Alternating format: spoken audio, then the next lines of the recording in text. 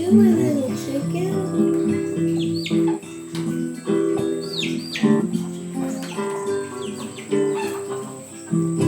Living my bucolic life, the ugly city strife. Horses, chicks, and dogs, they are my neighbors. I cook and sew and spin, and move the horses in to the barn. Then time to move them out again. Red barns, green pastures, beautiful white houses. The view I see each day when I arise. This life pleases me, as it is plain to see. I'm living my bucolic life.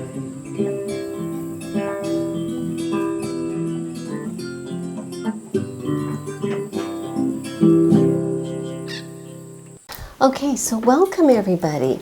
This is probably going to be my last summertime project of the year, and so let's make it fun. And I've had this pattern for a while, but I've actually been putting off this project just because the fabric I picked out, I know is going to be a pain to work with, but it's so pretty I have to do it. So the pattern is this Vogue pattern, which is very reminiscent of like Gunne Sax, Jessica McClintock kind of dress. And I've been going back and forth. Do I want long? Do I want short? And I think I'm going to do a mixture of the two. I like the 3/4 length sleeves of the short one. I just think that that's a lot more useful for me in my daily life. Even though these are gorgeous, very gorgeous. See, it has the cuff and a big balloon at the bottom and everything. Gorgeous, but I think practicality-wise, the shorter 3/4 length will work. But I am going to make the length of my skirt somewhere between this cute little short one and this very long one. So I'll probably be just barely below my knees. That's what I'm thinking. I'm a lot more comfortable with that length, so we do what we need to do. This does have a lot of lace on it that I have not actually picked out of my stash yet, so I'm going to have to do that. But let me show you my fabric. The reason I've been putting it off is because crinkle rayon, and I haven't used crinkle rayon in a little while because I went through a spurt where I was using it a lot and it just about pushed me over the edge. But I think it's gorgeous. So let's see if you can get up close here. You see how it's very crinkly, okay? And the trick is sewing it and keeping the crinkles in while you're sewing it so it doesn't get stretched out of shape, and cutting it so it's true to size and all of that kind of stuff. But we will get through it. So this has been pre-washed on hot, pre-dried in high heat. So it is ready to get cut out. I am just about to open up my pattern here. So let me take a quick look at what the contents are and I'll turn the camera back on. Looking at the pattern envelope, there's a couple things I want to point out. First of all, down here where it has the finished garment measurements, my usual size is 16, okay? And 16 is for a bust of 38 inches, a waist of 30, hip of 40, okay? That's the size of a body they're going off of. The finished garment measurements is what I want to pay attention to down here. And it has a finished bust of 42 inches. So that is 4 inches of ease they're counting in, okay? And that would be up here. And this has these sleeves that are actually going to make things a lot more flexible for me, but more about that later. It also has a waist of 32.5 inches, okay? And that is for a body size of 30. So that means that they're wanting to have at least 2.5 inches of ease. And then the hip is 58.5, so plenty of room in the hip. My actual body size is closer to their finished body size here, okay? But because this fabric is going to have so much stretch to it, I'm not going to make any adjustments to the bust because, you know, that's going to be able to give me plenty of room. The thing I'm concerned about is the waist size. I want to make sure I have a couple inches of ease in the waist because, you know, I've been eating my carbs like a, I don't know, not good girl, but whatever girl. And so my waistline is actually at that 32-inch point, so I need to add 2 inches to the waistline, just so it'll be comfortable enough that it can, you know, not cut off my circulation, not want to bind and everything like that. Okay, so when I cut out my pattern, I'll show you that adjustment. The other thing is the finished length. So what I'm going to do is take the shorter one and then just lengthen the skirt to get what I need. So if I look down here, dress A, the finished length is 61.5 inches. So what I'm going to do is take my measuring tape, and 60, it ends at 60, but 61.5 is going to be right about here.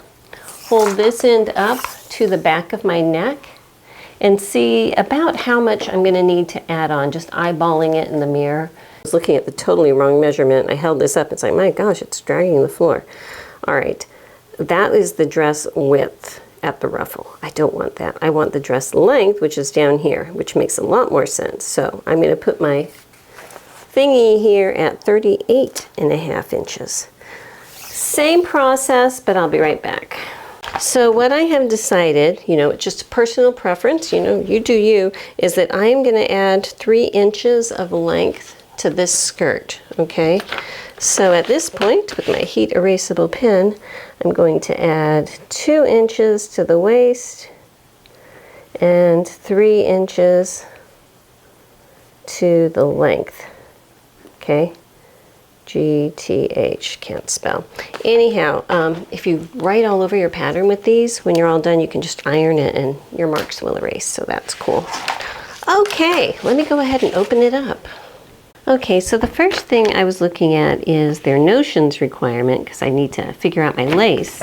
And I'm really confused because for the view I want to do, it calls for, here it is, view A, 6 1/8 yards of 1.5 inch lace trim. And then it has a comma and it says 12 1/4 yards of 3/8 inch lace trim. So it looks like in here that you need both, okay? That's what it's looking like on the envelope. But opening it up and looking at the instructions, you really only see them using the wide lace everywhere. And they're using it in positions that I think the 6 1/8 yard is going to work. So what I am thinking at this point, and I am thinking I'm going to use this crocheted cotton lace, which I will pre-wash because it will shrink. Learn from my mistakes. But I'm thinking that if I was using, say, a narrow lace, what I'm thinking is that instead of using this as a single, you could use this doubled. That's what I'm thinking. That's the only thing that makes sense to me of why you would have twice as much of the narrow lace as of the wide lace and not show anywhere in the instructions where to put the narrow lace, okay?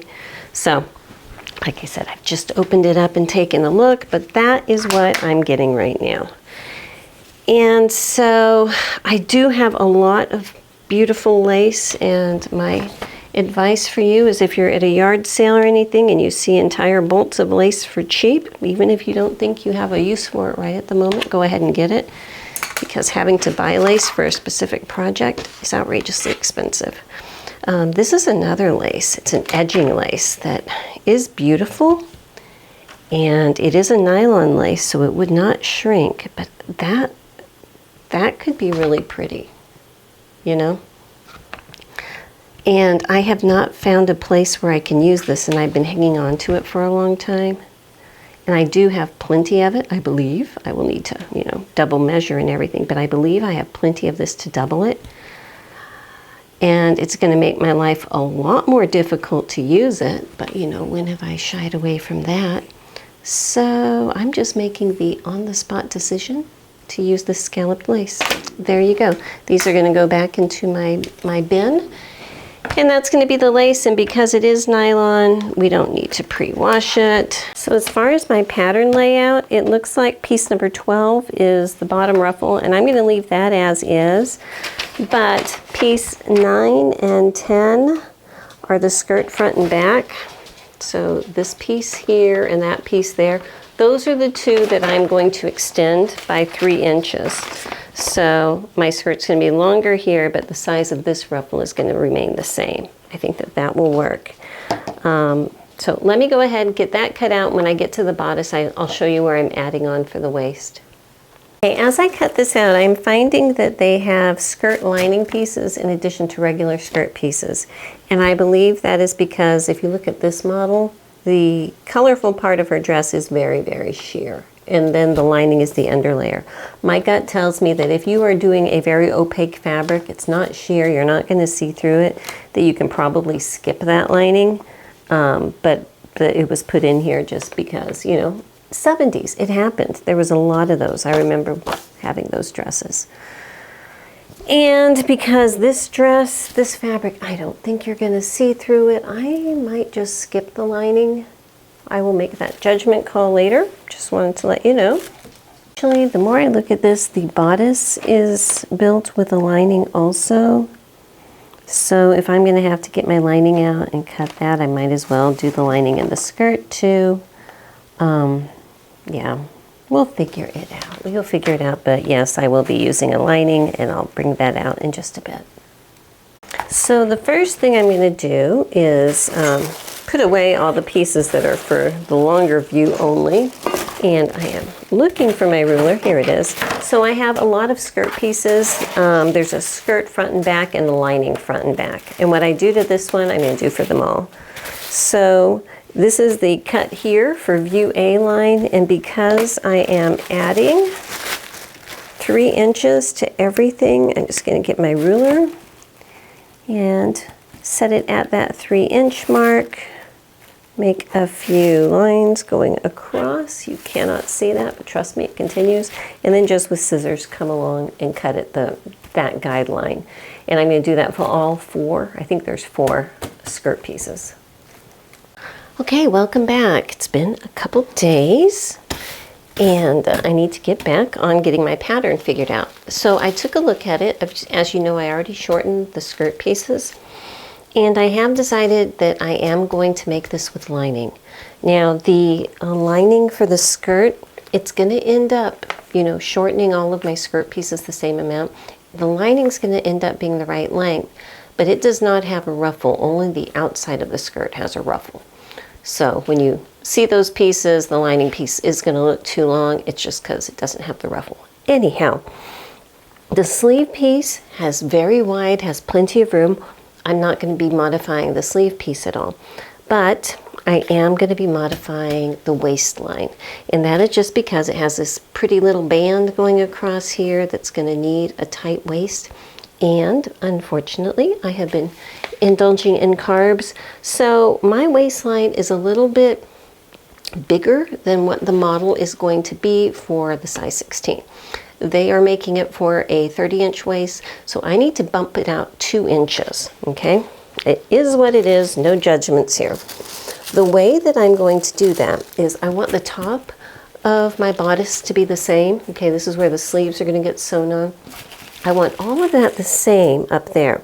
I am going to be lowering, oops, this is the back. I am going to be lowering this bust point in the front, but we will deal with that in a moment, okay? Actually, I should deal with that now before I confuse things even more. Let's do that. But actually, I'm going to do my adjustment to my back piece first. So if I want to add 2 inches total, that means for each quarter, I'm going to add 1/2 inch, okay? So this is my back piece. All I'm going to do is move the bottom of this line out 1/2 inch.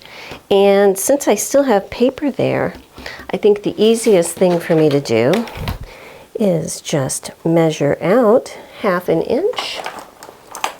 I'm just going to grab a pencil. If you can't see it, I apologize, but I'm making a mark 1/2 inch out here. And then from that bottom line, I'm going to bring it up to match where this point is up here. Okay, so that is going to be my new cutting line for my back piece. That's very easy. Let me set that piece aside. because the front, we have a couple different things. And I have an order. Let me show you a little cheat sheet sticky note. When I'm making alterations, this is the order. The first thing you need to get is accurate measurements of your body, or the body of that you're using. Then you deal with the lengthening and shortening issues, okay? So once everything is the right length, then you deal with curves, which means the bust curve, making sure that's working. If you have a very curvaceous rear end or something, make sure that that is working. All of the curves, deal with that next. Then side width issues, and then you make a sample garment. I usually skip the sample garment, but that's the official rule. Okay, so dealing with this front piece, I've been thinking, and there's a dart here, okay? But looking at the dress, considering my fabric, considering that I'm going to be adding extra fullness in, I think that what's going to work for me is basically removing this dart and putting gathers in to ease in the fullness instead of making a dart at this point. And I think that that's going to make my life a lot easier. Plus, I think it'll look good. I just do. There's several different ways you can do just about anything in sewing. So I'm just going to show you the way I'm going to do it. Now the back will have a dart, or I could ease that also. But I think I'll leave that dart in the back, just like, you know, we left it there. So, here's my thought. First of all, patterns in general are made for a B cup. And so like, this is just a piece of paper here I was going to use, but if you're looking straight down on someone and this is their head, let me get you a little closer here. So pretend you're looking straight down on someone. This is the top of their head, and these are their shoulders, you know, okay? If they're a B cup and the patterns are built in to have the boobs come out a certain amount, and I can't remember what exactly that is. I think it's an inch, but I'm not sure. But the important thing is every size cut beyond that is an extra ½ an inch more, okay? I wear a D. So that means that's 2 sizes more. So that means that in addition to being wider, I'm also deeper by 1 inch than the patterns are made for, okay? So if you were a C, you would be ½ an inch deeper than the patterns were made for, okay? So just wanted to get that understanding there. So in addition to lowering, and if we're going to be putting in gathers instead of a dart, we don't need to worry about that lowering issue for the bust point, okay? Let me back you out just a bit again. So that's another thing that's going to make my life easier. But I am going to need to add an inch at the bottom and some over here, because just like there's fullness added onto the side, because of this situation where there's added fullness coming out, I need to add it to the bottom here so that the front of my bodice isn't going to be too short. If I don't add it, this is going to want to ride up an inch higher than it should, okay? So, all of that being said, what it means is, and I actually might have enough fabric just on this pattern piece here. If I come, say, straight down, this is the point of that dart that I would be using.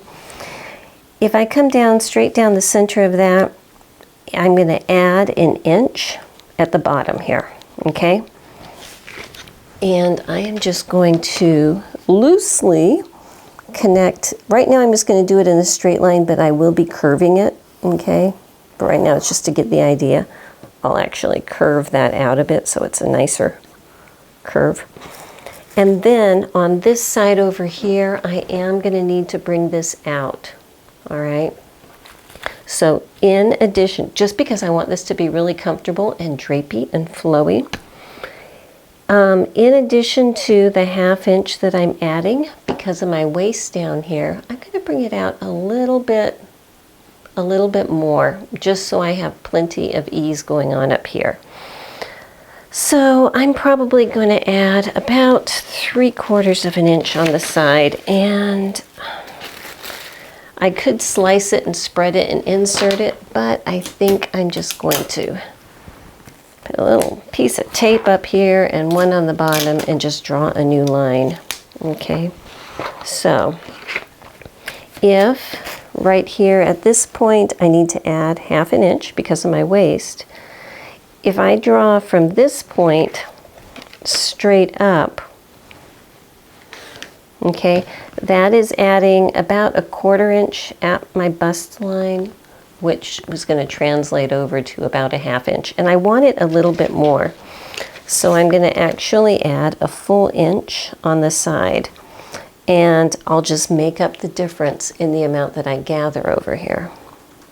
So if I put a little mark here, an inch out, come up, connect up here, and come straight down. And I'm going to go past that mark because now at this point I want to make sure that my side seam is the same length as my original side seam. So this is 7, just over 7 1/4. And if I come over here along my new line, yeah, that line is where I need this to end, okay, so that it will match up to my back piece. So from this point, I am going to come down all the way to our new point down here, okay, which is adding length. I'm adding width. It's still going to match up on the side. And again, down here, I can curve this out because if you're curvy, you need your pattern pieces to be curvy, okay? So if I am, when I do the midriff piece, I'll show you, I'm going to add 1/2 inch to each one of these.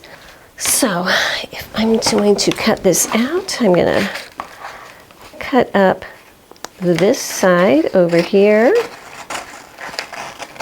okay? And then from here all the way down. And because I drew a line straight down the center here, the lowest part of this curve is centered where roughly the apex point is supposed to be, okay? So bring this over, and there we go. So that is my new front piece. And what this does is it gets rid of this dart, so I don't have to worry about lowering the bust point, but it's incorporating a full bust adjustment and adding extra width to my waistline. I know that's a lot, but if I want a dress that's gonna fit, sometimes I need to do things like that, okay? So that's what it's gonna look like. So now the last piece that I need to do something to is the waistband. They're called the midriff, the middle midriff. I have a front and a back. And I'm just going to add 1/2 inch to each side. So let me just tape this on here. If I had thought ahead, maybe I would have left a little more, but I did not apparently. So if I put my ruler on top so that I'm at the 1/2 inch beyond this, I don't know if it's going to draw on the tape, probably not. Okay. That's going to be my new cutting line, and then I just blend this over and up here, blend this over, okay? So that's going to be my new cutting line there. I'm going to do the same thing with this piece, just adding an extra 1/2 inch over here. Okay, I want to show you something else I'm doing here. The midriff piece, even though it says to cut it on a center fold, I am actually going to cut it out of this scrap, and I'm cutting it the opposite direction. If I was to put this piece on a fold, it would be in a position where it's going to have a lot of stretch. Now these are going to have interfacing fused onto them, and they're also going to have lace sewn on top of them. What I want is to actually, if I pull at my fabric this way, yeah, there's a little bit of give, but there's not nearly the stretch as this way, okay? So I'm actually going to lay it this direction, and instead of cutting it on a fold, which actually I'm going to hold off. I might have a scrap later. If I can't find a scrap where I can cut it lengthwise on a fold, you know, just folding it that way, what I could do is add 5/8 of an inch here and then just stitch it together with a regular seam allowance. It'll give me the same impression. But I just wanted to let you know, for both the front and back midriff, I'm cutting it going the opposite direction, just because it's supposed to be a stable midriff and I don't want it to stretch everywhere. And I also want to show you with my ruffle, okay, we're supposed to cut 3 of them on a fold. If I lay my fabric, so I have my fold, you know, over here, and pull it all the way over, I am not going to have enough fabric to make this work. I am just going to cut 3 on the fold as it is. I don't think it really is going to make any difference at all that I don't have that extra inch over here. I'm going to leave the selvages on and just cut 3 strips that are this wide all the way across so that I have 3 ruffle pieces. It's going to be very similar to the size on their pattern, but I just thought I would point that out in case you're using a fabric that's a little bit short. I think that this fabric would have been plenty wide, but when they add that wrinkling into it, it shrinks it up widthwise. Okay, I am going to have plenty of fabric, and so that's a good thing. But I wanted to show you, I was about to cut this piece out, and you're supposed to cut it on a diagonal, and it is for a loop band. And what that is for the buttons going up here, okay, it's where the little buttons are going through little loops. And I actually have some bridle looping stuff that I'm going to use instead of this, because honestly I just don't want the headache of having to make a little bitty spaghetti strap kind of loop. But if you are, it is cut on a bias at a diagonal so that it will have a little bit of stretch to it. So this will not be cut out, so just remind me when I'm looking for it later that I'm going to use the other stuff. Also, let me go get my lining fabric. Okay, so these are the pieces I need to cut lining out for. I've got midriff pieces that need lining, pockets need lining, another midriff, bodice front and back need lining, and of course my skirt lining pieces need lining. What I am going to be using is this very pretty green Bimber rayon. If you've never worked with it, it's amazing because it's very breathable. It's as light as silk, okay? But it's a pain in the neck to work with, but I have a bunch of it, so I think that that color is going to kind of work with this. You know, I think that that's going to be pretty. But I have to tell you, I'm questioning my sanity right now, because I am, just for fun, making this dress, and it's one of the most frustrating outer fabrics to use with one of the most frustrating inner fabrics to use with a whole bunch of lace applique and overlays. And I'm just wondering, when the masochistic person that I am decided to choose this for the person that has to actually put it together, what she was thinking. So this might be fun. Okay, welcome back everybody to the next day. So I have cut out my lining fabric, all the pieces that need it. I did pre-wash it last night, okay, so it's all pre-washed, pre-dried. Bimberg should not shrink much, but just to be safe, you know, I like to get that out. And honestly, this is one of my favorite fabrics of all kind. It washes beautifully, it feels like silk. There's absolutely no heaviness about it. It's just amazing stuff. So, you know, it's been a while since I've used it. Got my machine threaded up and stitched a few pieces on my fabric. I've stitched some on the lining, some on the regular fabric to make sure my tension works, because I got 2 different fabrics going on and I don't want to be switching needles back and forth. So got that all done. And so the first thing we're going to get started with is the bodice. Now I have both fabric and lining cut out of my front bodice and my midriff. I have my midriff here because we're going to use it in a second. Because I'm easing this, I'm going to be doing things a little bit different than the instructions where they have you making a dart, and I'm not. But I also before I actually get into that part, we're going to deal with this because they're going to be wanting you to go ahead and make your loop, your spaghetti strap kind of loop, and turn it and everything. And they're going to give you instructions on turning it with the string and needle method, which works fine. I am just not in the mood. So what I have is a piece of bridal button loop tape, okay? Available at waywalk.com, of course. Actually, this is one I think I pulled off of an old dress, but it's going to work just fine. And so you can see right here where these dots are, that's where they're going to want you to put buttons. And if I lay my tape down here, you can see I've got a lot more loops than they're going to have available. I might put a bunch of buttons on. I could always just fold back every other one if I wanted to, but I think I'm going to fill it up with buttons.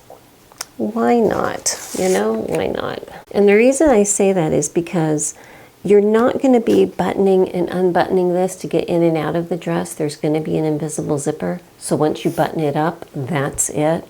So if I wanted to go ahead and put, you know, a gazillion little buttons in here, that wouldn't be that big of a deal, you know? And I think I have some cute small buttons over in my stash.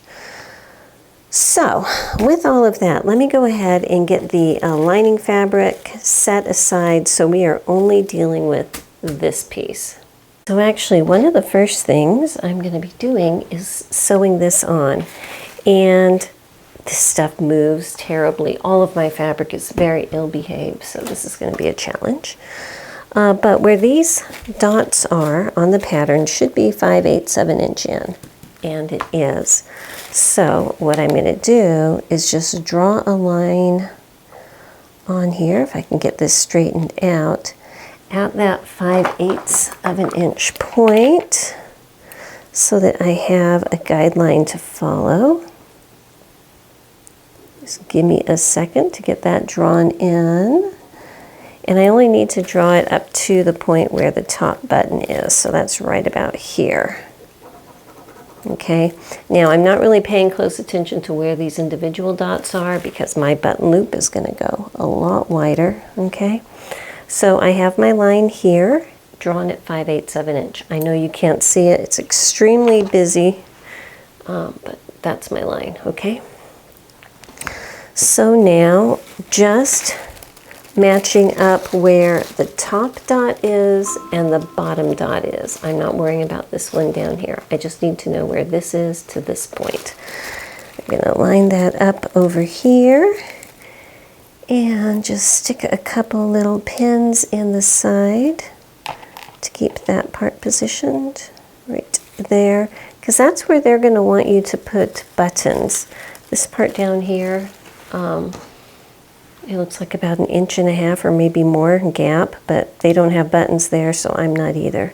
So let me get my button tape. Here it is. And I need to position it so my loops are facing in, and I'm putting it so my tape is just outside of that 5/8 inch line, so I can see my 5/8 inch line, just this side of that tape. Alrighty, and I'm going to go ahead and pin that, pull this little end of the tape out so it's not attached. Let me see if I can get you closer. Okay, so I've got it pinned like this. What I'm going to do is just with a needle and thread hand base this on, and the extra tape just kind of pull off into the seam allowance area. I'm just going to cut that over there, just so that it's going to be nicely in place and I don't need to worry about these pins being in my way. So if you can see, grab everything here. I am just, this tape, all the tapes are slightly different, but it's wide enough, usually about 1/8 of an inch wide, that you can just go down and carefully see where everything needs to be lined up. Take a stitch, and then just move on. We're only talking about 5 or 6 inches here, so it's not going to take much time. Okay, so let me tell you how I'm going to be working my way, which is very different from the instructions because I'm gathering. This is the midriff piece that this piece is going to be sewed onto, all right? And so what I'm going to do is I need to get this piece to match up to this same size. And I'm gathering. But I need my gathers to be centered under the apex point. So I don't want gathering stitches to be all the way across. It has to be in a certain place. In order to make sure that I have something to gather this to, I am going to be using twill tape. This is just a piece of 1/4 inch cotton twill tape, okay? And I have cut a piece which, if I lay it at about the 5/8 inch seam allowance down on this midriff piece all the way across, including the 1/2 inch I added to the side, because that's important, that's the length of this piece. That's my final length I need this to be, okay? Hello everybody, I'm editing this video and I wanted to point out right now I'm making a mistake. When I'm cutting that twill tape, I completely forgot that the midriff is cut on a fold, but the bodice piece has a center seam allowance, and I did not take that into consideration. So later I'm going to realize, oh, my piece of twill tape is 5/8 of an inch too short on each side. So if you're doing this, add an extra 5/8 of an inch to take into account that center seam allowance, just letting you know. So later when you see me struggling with trying to get it to fit and it's a little bit too short, that's the reason. Okay, back to the video. So that's why this is going to be gathered to it. Now I want my gathering stitches to be underneath here. If I lay this little piece of twill tape along a similar place, about 5/8 of an inch in over here, I can see that I'm going to have to gather in a little over 2 inches. Okay, that's about twice the original width of the legs, my 2 dart legs. If I need to gather in 2.5 inches, I need my gathering stitches to be twice that long. So I need gathering stitch. Wait, was it 2.5 inches or is it 2 1/4 inches? Hang on a second, let me remeasure that. Sorry about that. Okay, we're going to say 2 1/4 inches is what I need to gather into. And I don't want really, really tight gathers. So twice 2 1/4 is 4.5, all right? So if I center my ruler on the center where this center point of my apex point was, which is right here, which I drew the line down here, if I center 2 1/4, that position over it, okay, then I can take my pen and mark where that side is over here, and move it over again because that's 2 1/4, and put another mark over here. Okay, so that's 4.5 inches wide. I'm going to put my gathering stitches in there, and then I'm going to gather that so that the space in between here is half the space that it is now. It'll make more sense later, just trust me on that, okay? So with that, what I'm going to need to do is on transfer to the bottom, and look, you can already see this stuff is stretchy. We're just going to say it is what it is and make it work. That's going to be the name of the game of this project, whatever. I'm going to stick a little pin where the beginning of these gathering stitches are going to be and the end of these gathering stitches are be. Yes, there are other dots to mark on here. My thing right now is this fabric is so busy and so crazy and so stretchy. I am just going to keep my tissue paper handy, and when I need to access that position, I'll just match it up to it and get it at that point, okay? So what I'm going to do right now, I've got my little pieces of twill tape. We're just going to leave these here for a second and go over to my sewing machine, and on both front pieces, both the side with the little loops on it and the side without, put gathering stitches in at that same location. I'm going to do 2 rows at the bottom, and I will be right back. Okay, so I've got my stitches in, and the first thing I'm actually going to do is tie together the ends of one of my rows of gathering stitches, just so it's going to retain its place. Okay, so let me get my piece of twill tape, and I'm going to start on this side and pin it at approximately that 5/8 inch position in. I want it kind of centered over it. You know, it doesn't have to be laser centered, but thereabouts. Okay, so pin it up to the point where my gathering stitches start over here. Then skip where all those gathering stitches are, bring the other end over to the opposite side and pin it over here. Again, so the center of the tape is, you know, approximately 5/8 of an inch in. And take that up to where the gathering stitches start.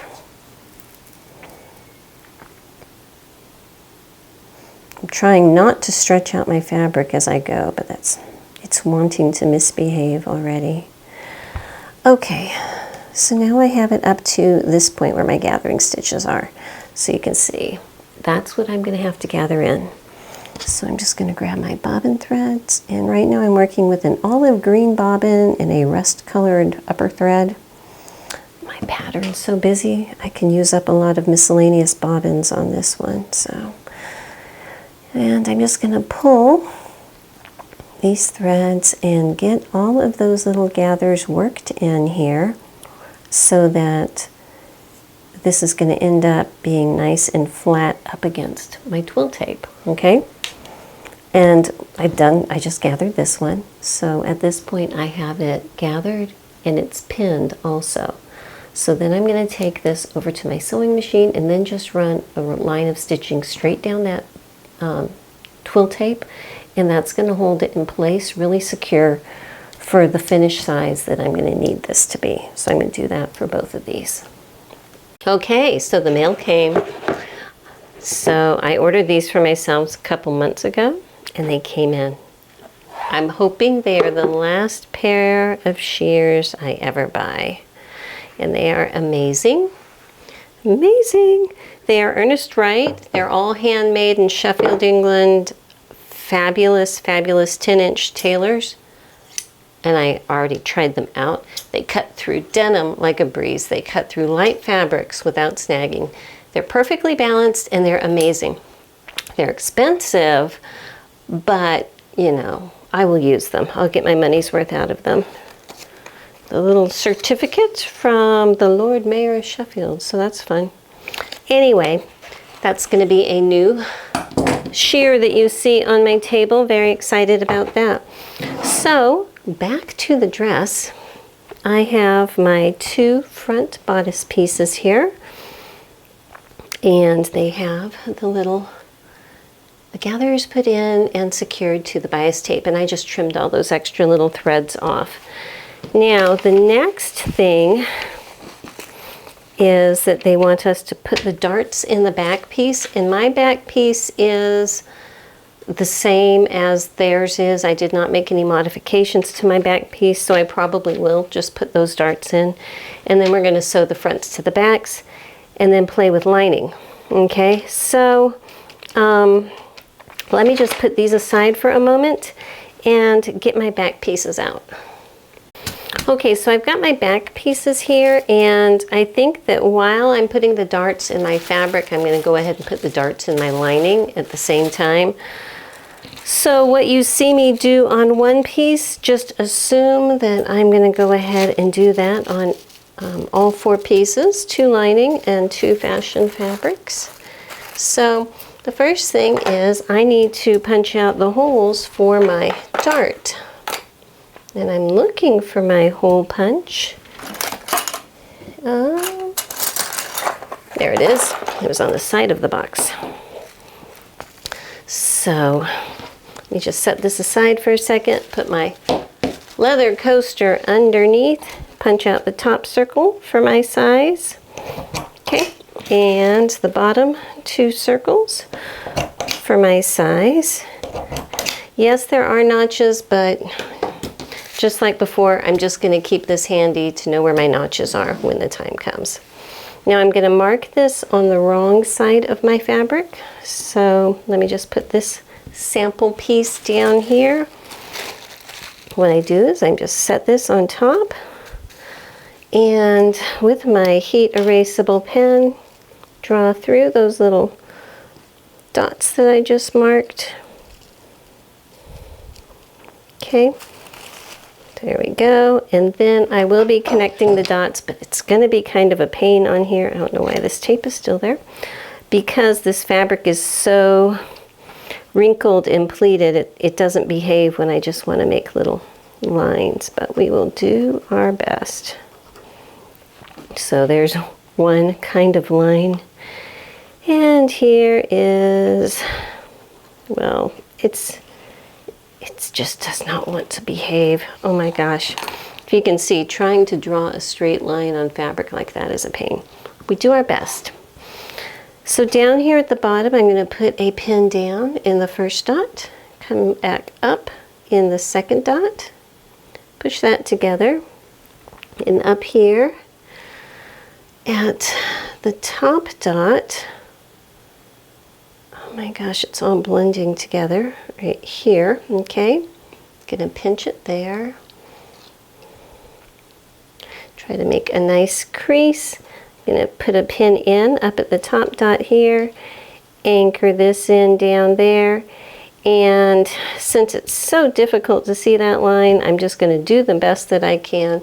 Starting out here on the cut edge, go all the way up, and then I'm just going to go off the edge at the top of here and then just hand tie that knot when I'm done.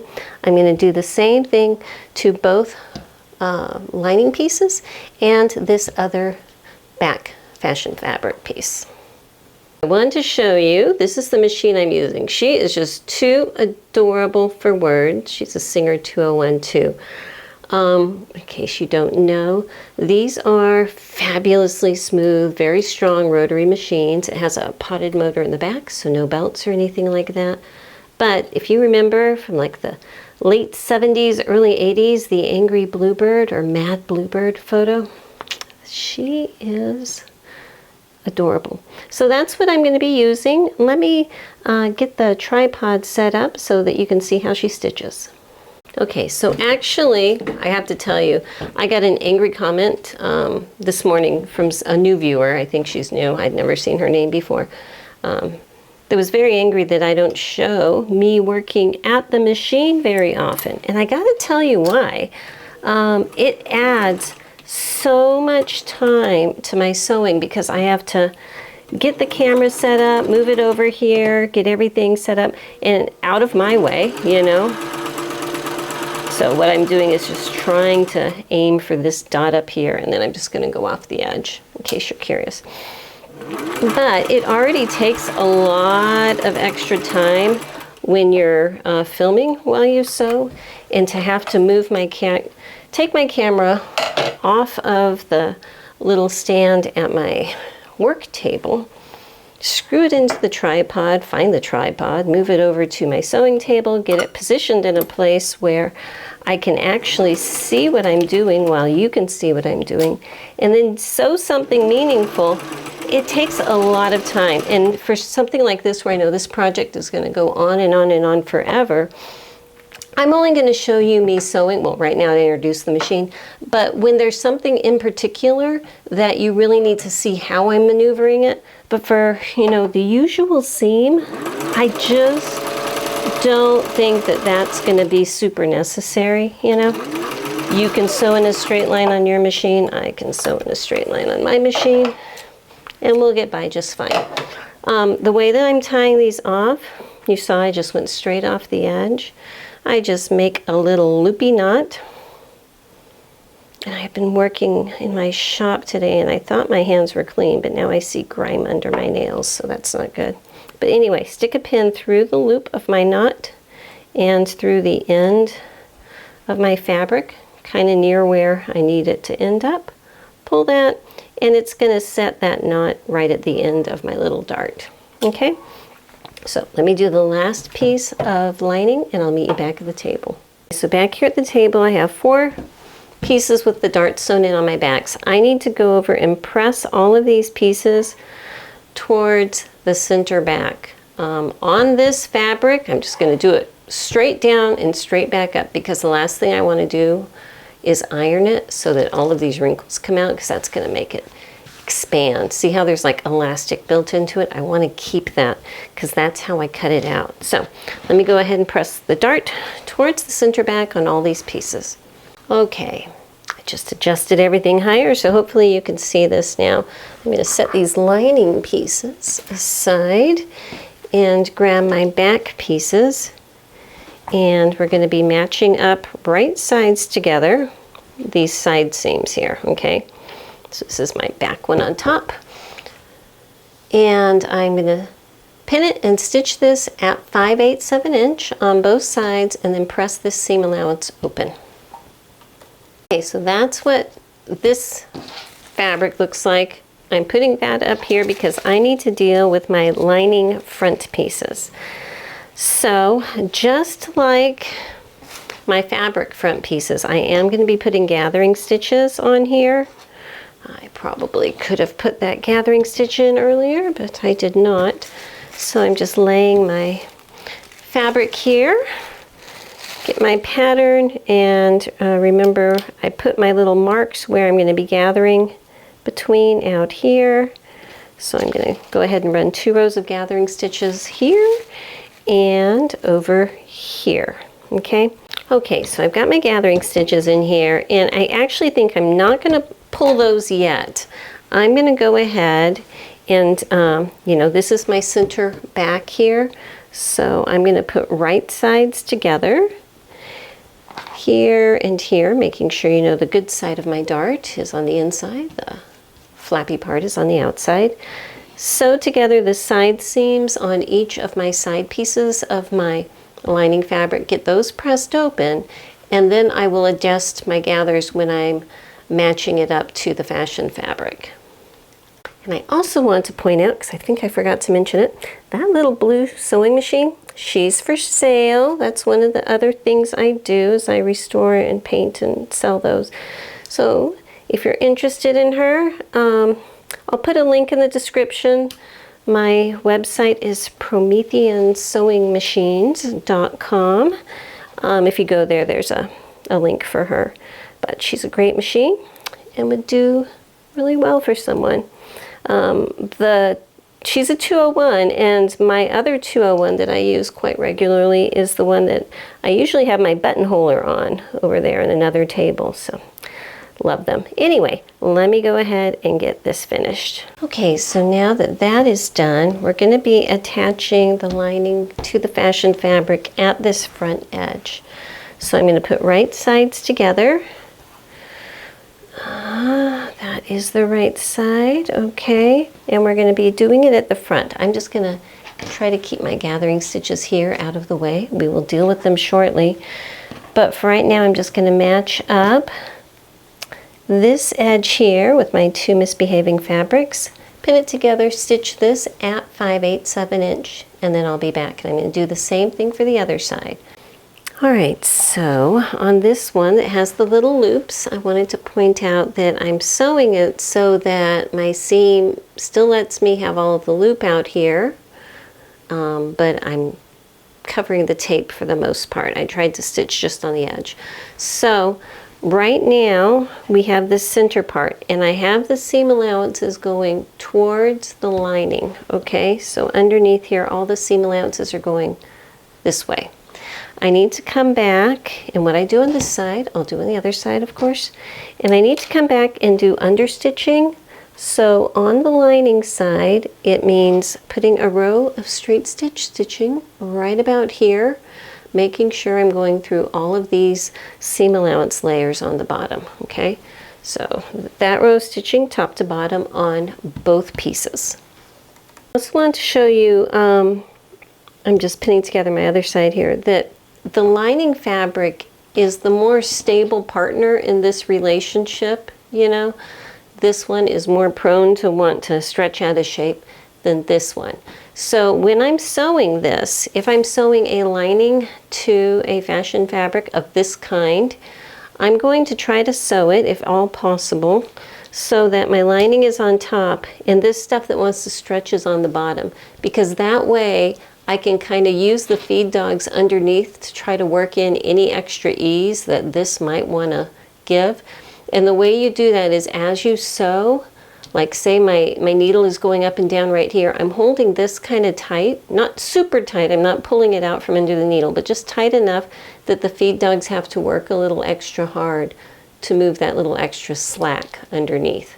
And that usually works any extra little bubbles you might have in. Okay, so there is my understitching, which is going to give me a really nice front edge here, okay? What I'm going to do now is flip it so that I'm looking at the wrong side, and we're going to be attaching it together to its matching partner all the way around. So I'm going to start down here at the bottom at this center seam and put a pin on both sides of the seam allowance.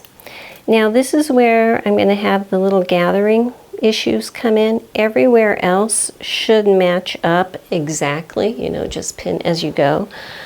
Down here, what I'm going to do is pin it so it matches up nice and flat up to the point where my gathering stitches start.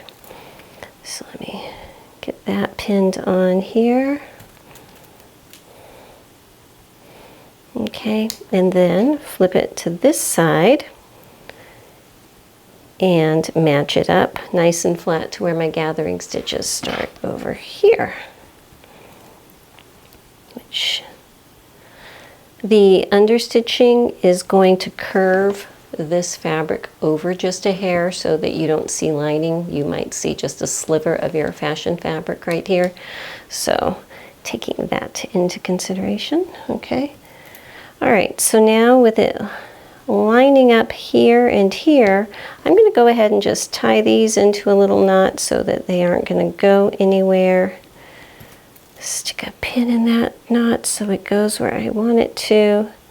Okay, so that is good. Come over here, pull my green threads are my bobbin threads. Give those a nice little tug and get those gathers centered there so it's going to lay nice and flat and match up with my fashion fabric, okay?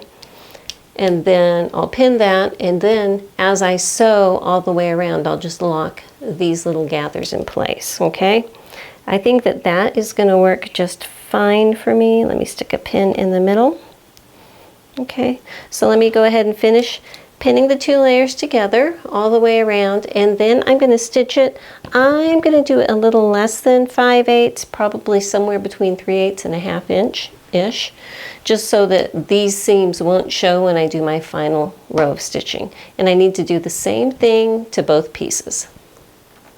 Okay, so once I got it stitched together, I came back and I serged both pieces together so it'll act as one unit and nothing will get frayed. I want to tell you, while you're sewing this, be very, very careful because these are both cut on a diagonal, so it'd be very easy to stretch this out of shape as you're sewing. So just be very careful not to stretch it, just work it in. And then this stitching line that we put in is going to work kind of like stay stitching. So at that point, everything should be good. This side is done. I like that I have my fullness worked in there, you know, but I'm going to go ahead and do the other side exactly like this, and then I'm going to call it a night because it's getting a little bit late, and I will see you tomorrow, and we're going to continue working on this. I know I said that was going to be my last thing of the night, but I just looked ahead, and the next thing is to put lace on. So what I've actually changed my lace option again. I'm going to use this one now. But what I'm going to do, because it's so scalloped, I don't really want to sew it on by machine, so I'm probably just going to hand tack it on. So I'm going to go ahead and pin these into place, take my needle and thread and these guys downstairs, and just hand stitch, you know, the edges of these down. I think that that's going to be fine. They're not going to be under pressure, so just kind of invisibly whip stitching them in on both sides I think is going to be fine. So let me get both of those put on, go downstairs, get a cup of tea or a glass of wine or whatever I'm in the mood for when I get there, get these sewed on, and I'll see you in the morning. Okay, so welcome to the next evening. I've had a day today, and I'm going to try to get at least one more step of this done. I find that sometimes when I'm having issues getting things done if I just at least get one little part each day. That seems to be enough progress just to keep me going. So I've got my lace all stitched on, and yes, you can see my stitching on the inside. I don't think that that's a problem. I did stitch it on both sides, but since this side has the seam allowance, you don't see it there. But what I need to do is come down here, and there is a dot 5/8 of an inch up. So, you know, I'm just gonna eyeball where 5/8 of an inch is. I need to close that together. So, as you saw, needle and thread, grab a pretty bobbin, or a bobbin, grab a pretty thimble, and I'm just gonna whip stitch that together up 5/8 of an inch. Okay, so now this is attached down here, just inside of that seam allowance area. So I'm going to push that aside, and I need to get my midriff pieces.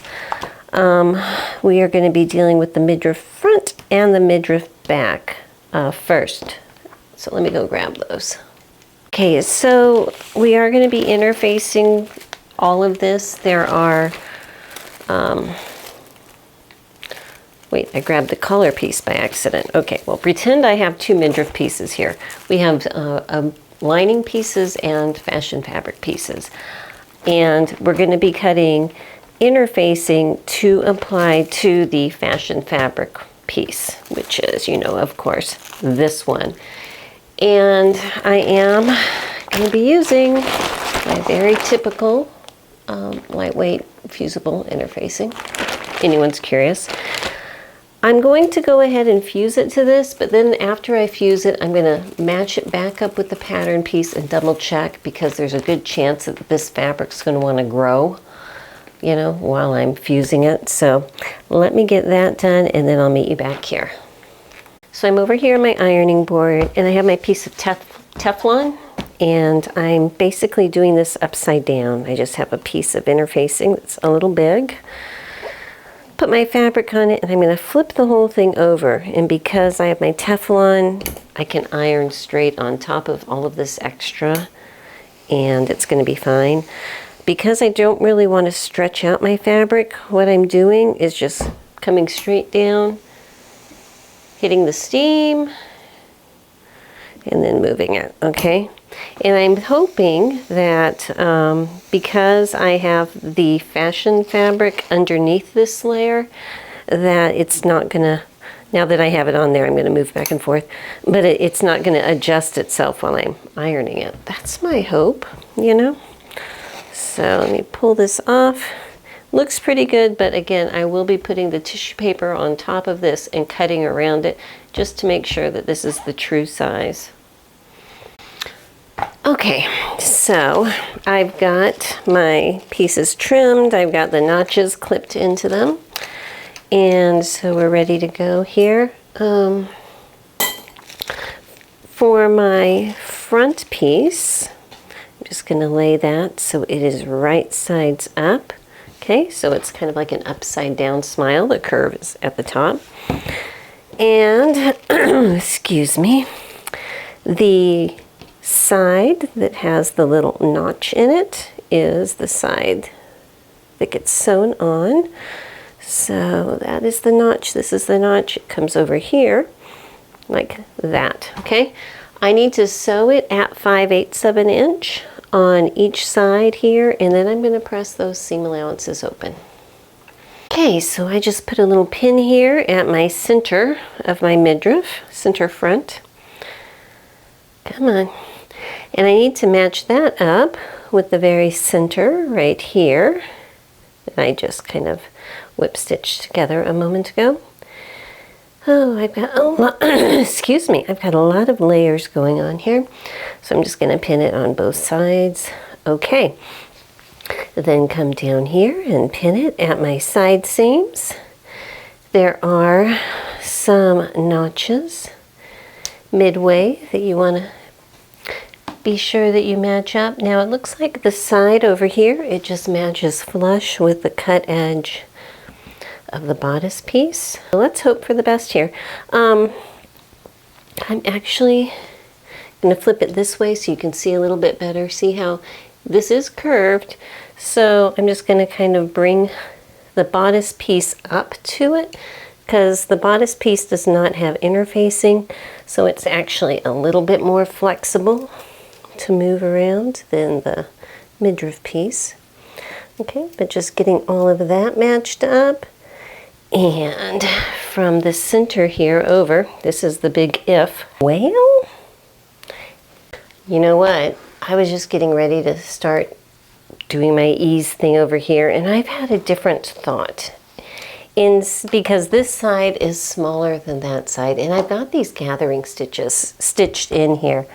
It wouldn't take much to make a few clips in this so that I can pull out a few of these gathers, which will just make this side slightly longer so it'll fit flush right up against here.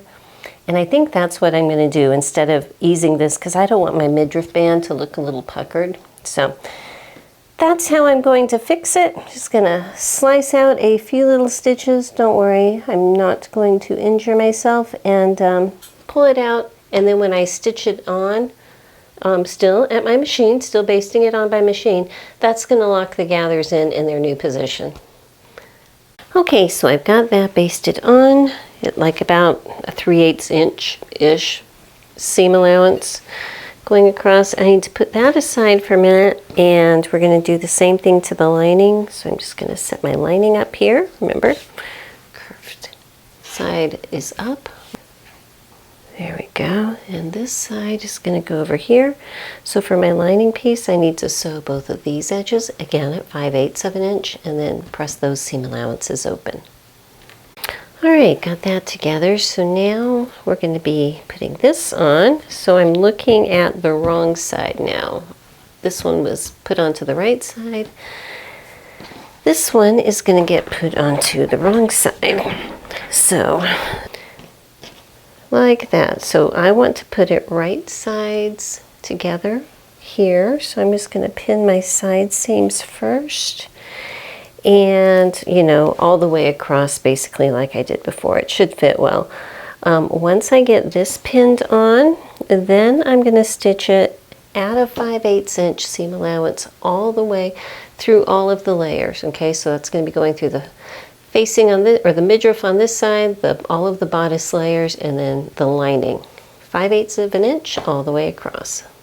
Alrighty, so I've got that done. So let me just put this here, see how it's looking. What they're going to want you to do is press both of the linings down, okay? I mean, not both of the linings, both of the midriff pieces down, so we get a nice edge up here. And then it looks like we're going to be getting into the skirt. And it is almost 10 o'clock at night. I feel pretty good about getting done at least what I needed to get done. You know, when you can't get it all done, get at least one thing done. And at least tonight I got the midriff. And I feel like we're making good progress on this, so that's good. So after I press it, I'm going to call it a day. And then it looks like tomorrow we're going to get started with the skirt down here.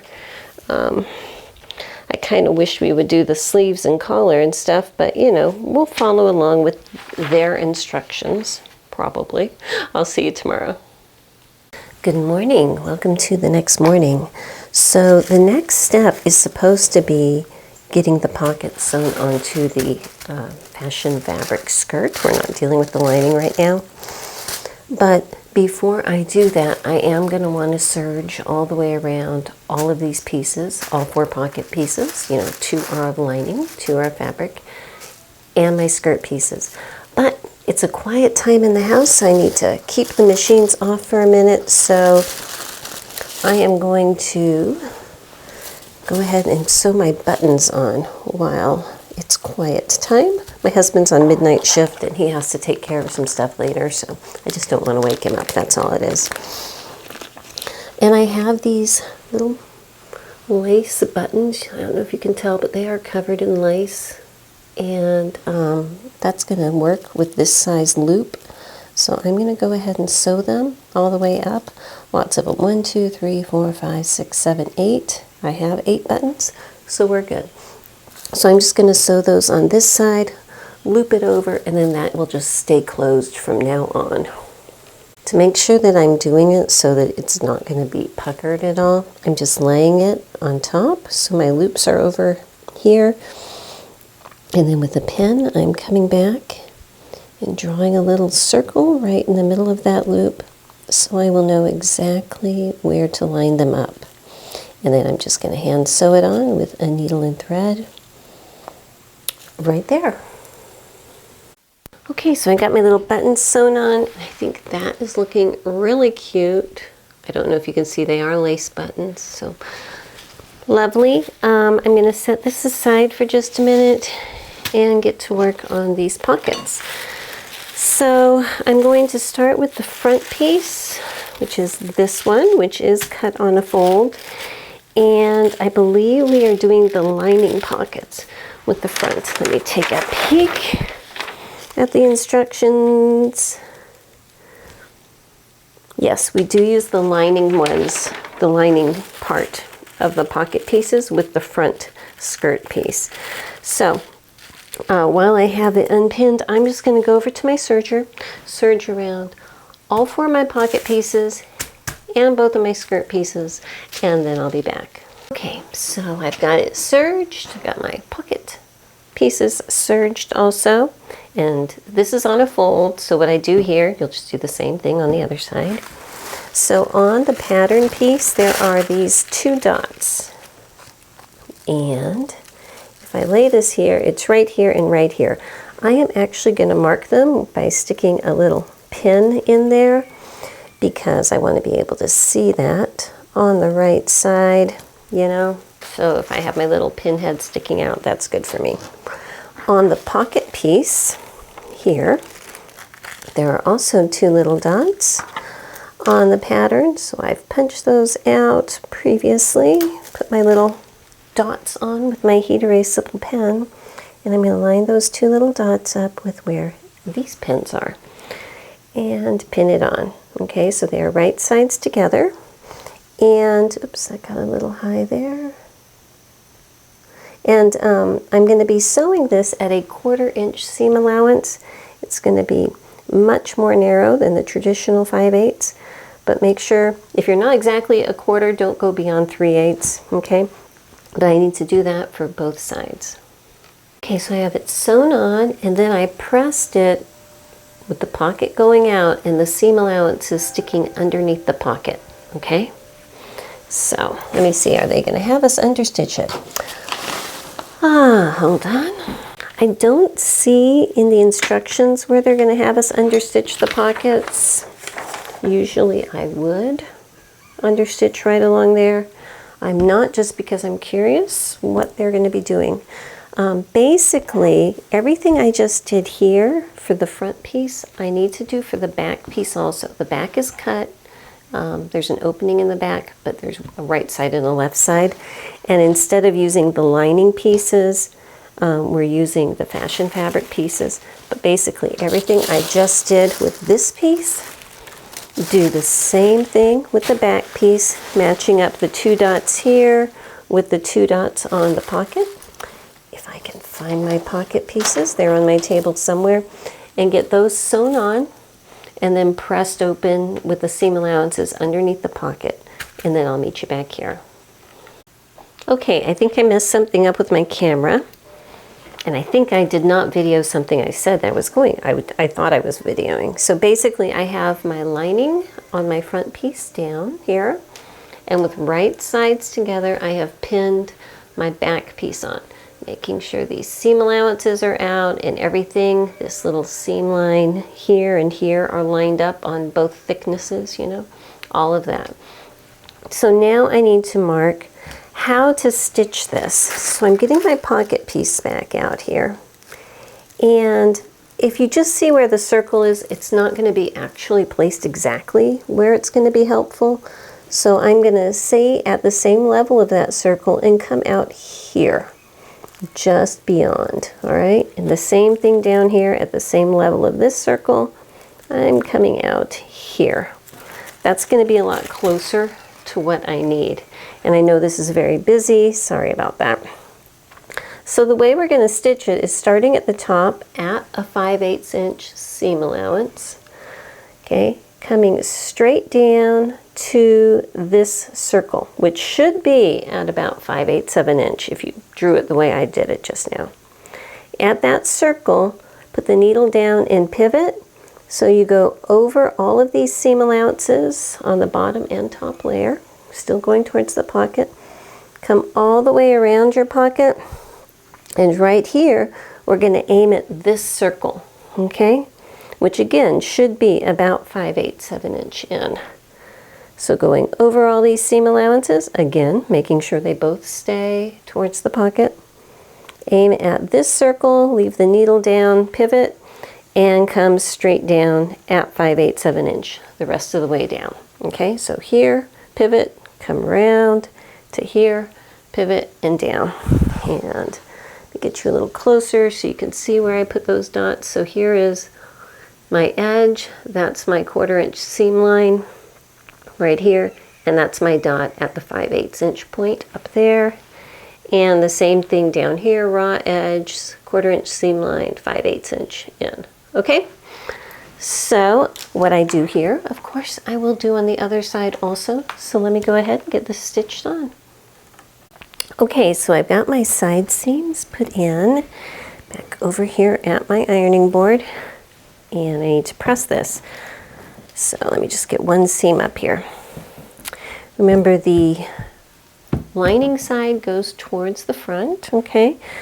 Now the goal is to get the side seam pressed open, pretty much, but there's only so far you can go before you run into the pocket there. So when you get to that point, probably about at this level here where I'm at the cut edge of the bottom of the pocket, right there, just gonna come and I'm gonna clip up to about 1/8 of an inch or so away from the seam line. I don't wanna go all the way up to it. Give myself a little bit of slack there. But then I can press this open. This whole thing is coming forward towards the front. Now up here at the top, usually if I have a lot of room or it's a very thick fabric up here above the pocket, I will make a clip in the back seam allowance again and flip that open. I've only got like an extra 1.5 inches up here. This fabric is fairly lightweight, so I am just going to leave that part going towards the front. I know it's not technically correct, but you know what? It's going to be okay. So now if I flip this to the right side, I'm just going to give it another quick press. I don't want to press too much because this is that crinkle nylon or crinkle rayon and, you know, issues. But if I open up my pocket, you can see that I have about 3/8 of an inch of my regular fabric before you see the lining. That's great. That's going to make it look nice and hidden. Having the lining up against the front takes out a lot of bulk. Okay, so I'm really happy with how that turned out. Let me go ahead and press this side too, and then I'll meet you back at the table. Now I just looked at the instructions and I can tell there's a couple little things where I'm just going to go off from their instructions and go my own way just because I think it'll work better for me and what I'm comfortable with. Specifically, they're going to have you run gathering stitches on this, run gathering stitches on the lining, pin them together, and then pull both of those sets of gathering stitches at the same time. And I think that that's just way too much, that I cannot get those evenly pulled. So I will be sandwiching them together and pulling one set of gathering stitches. The other thing is they want you to sew the seam below where the zipper is, because there's going to be an invisible zipper going up the back. They want you to sew the seam below that point before you put the invisible zipper in. I am not going to do that because either I am terribly unskilled or whatever, but I find that it's really easy if you sew the bottom part first to get a little bubble or a little gap or something at the bottom when you're putting in an invisible zipper. And that usually puts a little pucker right at your tuchus, and you know, that's not a pretty look. So I'll be doing it my way.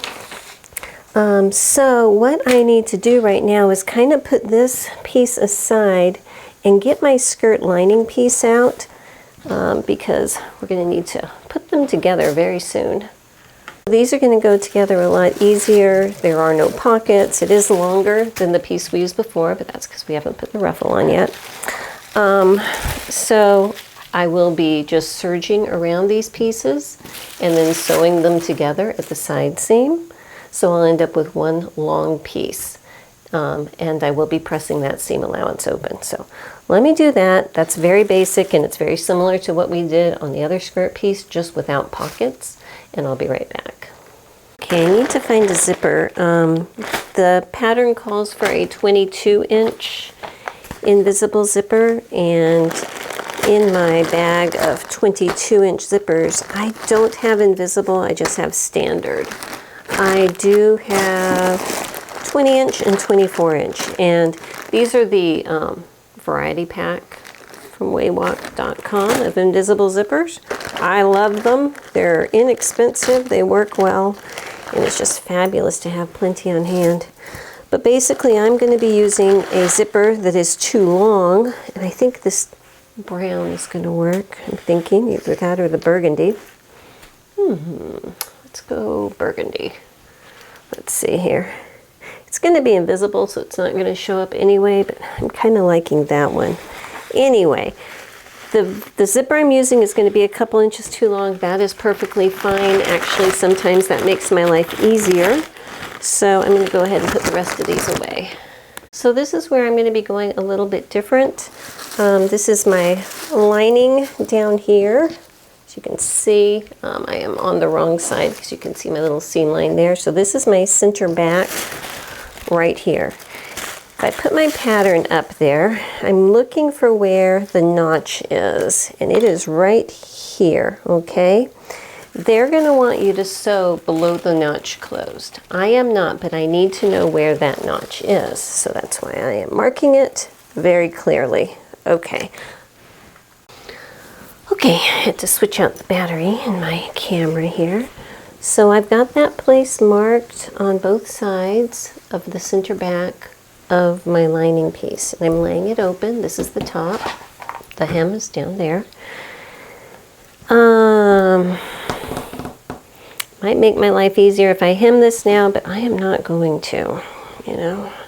So now I'm going to lay my skirt on top of it. I'm putting, oops, I did that incorrectly. I'm putting it this way so that I have the wrong side of my skirt up against the wrong side of my lining, so that from the outside I can see the pretty side of my skirt and I can see the pretty side of my lining. Okay, let me go ahead and get this pinned together all the way across the top, matching seam lines, matching notches, and I'll be right back. Now I'm trying to get it pinned together up here, and I think I'm probably off camera. All right, and I can tell that this fabric is a lot wider than this fabric. And at this point, I don't know if that's because this is a crinkle rayon and I have serged it and ironed it, or if that's just part of the pattern. But in case it's part of the pattern, let me tell you what I'm going to do, because I think it still will be easier than pulling two different sets of gathering stitches, is I'm just pinning it on here. Yes, there are gaps. I'm going to work in all of that extra ease while I sew these two together, and I will take you over to my sewing machine so you can see the method that I use for that. There's a lot of different methods for working in ease. You know, you do you. I'm just going to show you the way that I am going to do it this time that I find helpful, okay? So if you have a better way that you think is going to work with your fabric and your setup, please be my guest and use that. Okay, so I'm over here, whoops, at my machine. Sorry about that. Let my table slam.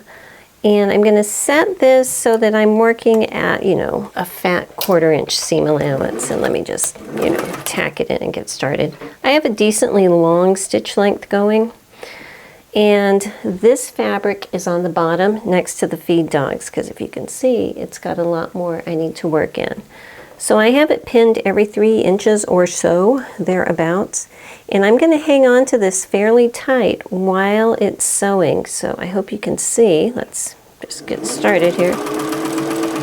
Putting that pressure on it, you know, And with this hand, trying to make sure that everything stays level. Keep both cut edges level out here.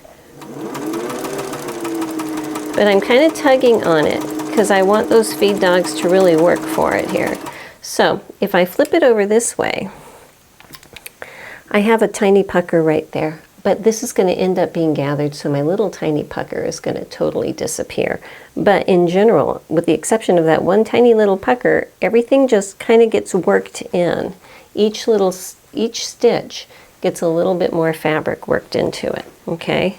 So I'm just gonna keep going. Again, try to keep this hand underneath the lining so that it can be pulling the fabric that has more room, because the one that has more room is going to want to pooch out like that. I don't want it to do that. I want it to stay level. Okay, so with this hand in between here, which you cannot see, but just trust me, it's down here. We're just going to keep going. Okay, and just pull out one little pin at a time, all the way across. And that's going to give me, when I'm all done, a single layer that I can use as a single layer instead of using two different layers. Okay, now that I've gotten all the way to the end, I'm going to leave my needle down, rotate this over, hold these two edges together here, and I need to stitch this down to that little mark that I just drew where the notch is. So here it is, and I'm going to go all the way up to that notch and then back stitch it. And again, I'm still at about a 1/4 inch seam allowance, and I'm going to need to do that on the other side too, okay? So below that notch, these two are open, but from this point up and all the way over, they are like a single unit. Okay, so back here at the table, in their instructions down here, step 20, they're telling you to make a narrow hem in the lining. I'm not doing that yet because I don't have my back seam sewed in yet. And so I'm going to skip that and come back to it later, all right? So coming up here, kind of, now that I have these two joined together, all right, I'm going to run 2 rows of gathering stitches all the way across the top. And you know, if you want to stop every side seam like they show, you can. Instead, I'm going all the way across, but I'm putting a very, very, very strong thread in my bobbin. And by doing that, I can pull my bobbin threads all the way across, and I know they won't break, okay? So I'm going to run 2 rows of gathering stitches all the way across, you know, one at about a 1/4 inch, one at about 3/8 inch or so, and have those in, and then I'll be right back. Hello everyone, welcome to the next day, and I'm still editing this very long video. But I wanted to mention, you are about to see me do everything completely inside out for the next several steps. I'm basically sewing my skirt inside out. I'll fix it. I'll explain later how it's supposed to be. But I just wanted to mention that now in case someone is following along. Take a breather for a minute until I explain how to do it correctly. Because, you know, sometimes you're just not thinking 100%. Maybe I needed more coffee. I don't know. It was a hard day, just, you know, saying. But this is going to be inside out. The idea is right. It's just flipped. Okay? Okay, so I've got my gathering stitches in. Okay. The heavy duty bobbins on this side. That's my needle thread. And I've got my bodice here upside down. There's my midriff fabric. This is my midriff lining. I'm going to tuck that fabric away so I'm only dealing with the lining piece up here. And I have found my very center front of my skirt by folding it in half and finding that. And this is the center front here of my midriff, and I'm going to match this up here. And I'm only sewing to my lining fabric at this point, okay? So matching that there, coming over, matching my side seam over here. Come on. And I am going to go ahead and pin it on both sides of this seam allowance just so everything will stay where I want it to. And when I was putting in my gathering stitches, I started them at a fat 5/8 of an inch away from this side. I don't need gathering stitches in my seam allowance, you know. Okay, then keeping going here, I'm going to match up to my cut edge here. If I had transferred those notch marks over to my midriff piece, I could match those points up too. I did not. At this point, it looks like it's an even gather all the way across. So I'm going to pin it at those same points over here and then pull my gathering threads so that I can get my skirt, you know, gathered nice and evenly all the way across.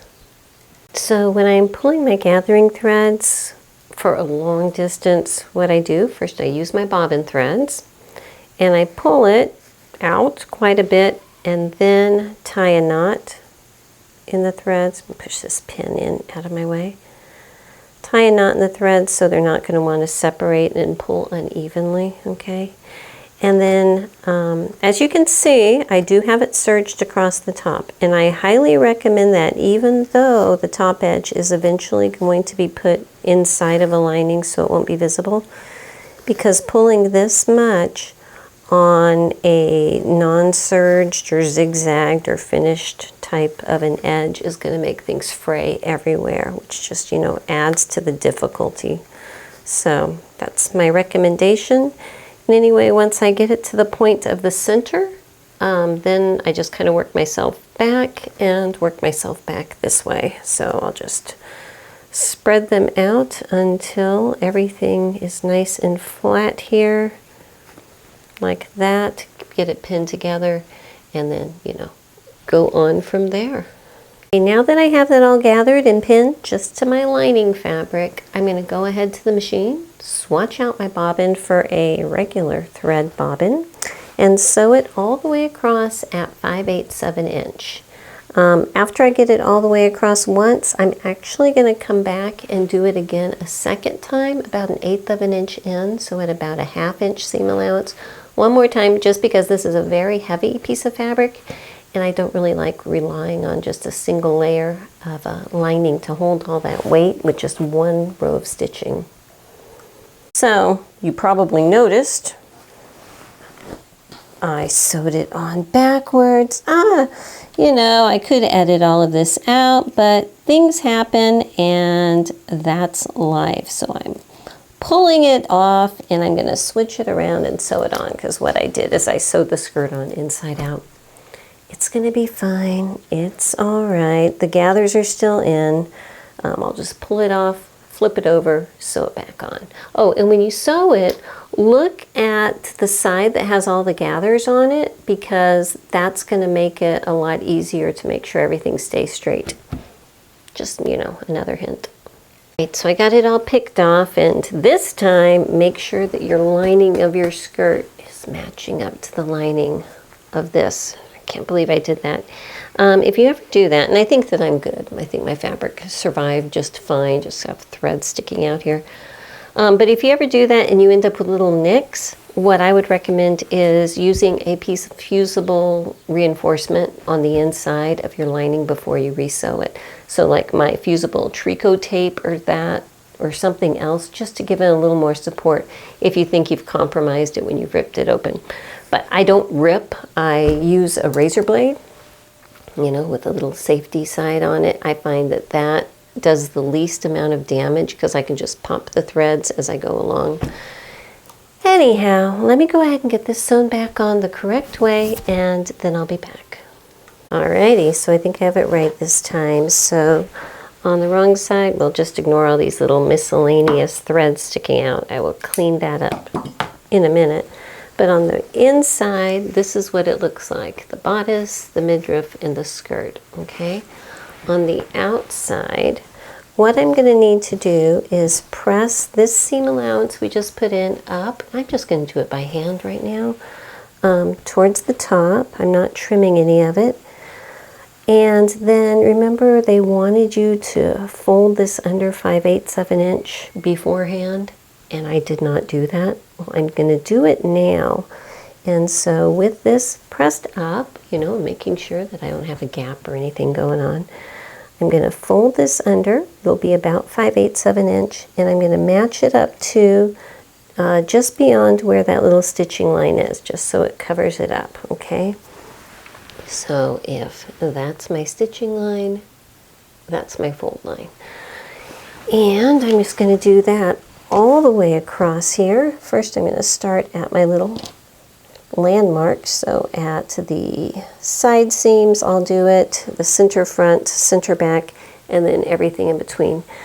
I am going to walk away from the sewing room for a while because this is going to require a bunch of little hand slip stitching across here. And I'm going to get all of that done. And then after that, I'm going to come back and invisibly slip stitch again, kind of thing, a couple rows of the lace going across here. Because remember on the pattern, we have lace going across. It looks kind of pretty without it. I'll decide in a minute. Let me get it slip stitched on first, and then I'll come back and see how I'm going to place the lace or how much lace or anything like that, because I have a lot of different lace that I can play with. I already put my microphone away, but I wanted to point out that I had to clip, this is the side seam right here, I had to put a few clips into the seam allowance that I'm folding under here because it needed to be able to flex out in order for this to lay flat. So if you're having trouble, give that folded part a couple little clips and it'll go like that and it'll spread nicely. Okay, so I've got it put together, and while I was slip stitching this thing, it was driving me crazy because it felt backwards. It just felt like usually it would be a lot stronger if you sew to the fashion fabrics and you slip stitch the lining. And so I just came back up here. I'm like, how could I miss it? And I think that my problem was in the directions, they don't say lining. And in the pictures, the only difference is that for the lining, I just noticed it. Do you see those little splotches? They're like very gray splotches. That's their indication of lining, okay? For their fabric, it's gray without splotches, all right? And because, like for here, it says pin pressed edge of midriff over seam and slip stitch pressed edge over seam. So they don't say pin pressed edge of midriff lining over seam. They just say midriff. So I think the combination of things, my mind, I've got a lot of stuff going on, personal things going on. I'm fine, my family is fine, but we just have some loved ones who are not today. And so I think that I've just, you know, my mind has not been focused enough. You saw I sewed it inside out to start with. I probably shouldn't do detailed things, but honestly, sometimes when you're not really worried but concerned about things, sometimes doing something physical, it's good therapy, so that's where I am today. But all that being said, what they did want you to do is sew the skirt to the fashion fabric side and then slip stitch the lining. I did it the opposite way. It's not going to make a big difference, plus my pattern of my fabric is so busy, I don't think you're going to see the little pinpricks of my slip stitching. Plus, I am going to be coming back and putting trim on this. So with all that being said, if you're doing this, sew your skirt instead of the line to the line, instead of sewing the lining facing, instead of sewing the skirt to the lining of the midriff, flip it around and sew the skirt to the fashion fabric of your midriff and then slip stitch your lining, okay? Anyway, enough about that. Let me grab my lace and we'll figure out how I'm going to lay that down here. Okay, so I have been playing with all kinds of trims and lace and all kinds of things here, and I'm going to show you what I've come up with for my midriff. Kind of extra, I'm going to be doing this scallop Okay, and it does have a right side and a wrong side. So I'm going to be putting that so it just barely hugs the edge of my midriff band here. Upside down there, right side up here, and I'm putting this on by hand, you know, as I do. And then in between those two layers, I am going to use this amazingly fun stuff. I have had it in my stash for a while. I think I bought it back when I was playing with some Chanel patterns. I don't even know what they call it. Wavy beaded trim, whatever, in ivory. But it's got, you know, wavy beads on a little satiny kind of corded trim. And I'm going to be putting that straight down the middle, because if you can't be extra with all of your trims when you're doing a Gunne Sax type of dress, when can you, you know? So I'm going to go ahead and get that on there. And then I will be back up. Part of me wants to add another line of that up on the top, but I think it's kind of too late because this is already sewn in place. So we will skip that for right now, but I have enough extra of this. It might go onto the sleeves. I know that there are other places on this pattern that do have lace, which is for me going to be on the sleeves here and the collar up there and then on this ruffle. So I've got plenty more places where I can add my extra beading. Over here at my ironing board, and I wanted to show you just so it's easier while I'm stitching on my lace. I am going to temporarily fuse everything on with Stitch Witchery. So basically I wanted to make sure that I have a center, a scallop centered with my upper part here. So that's where I'm going to start.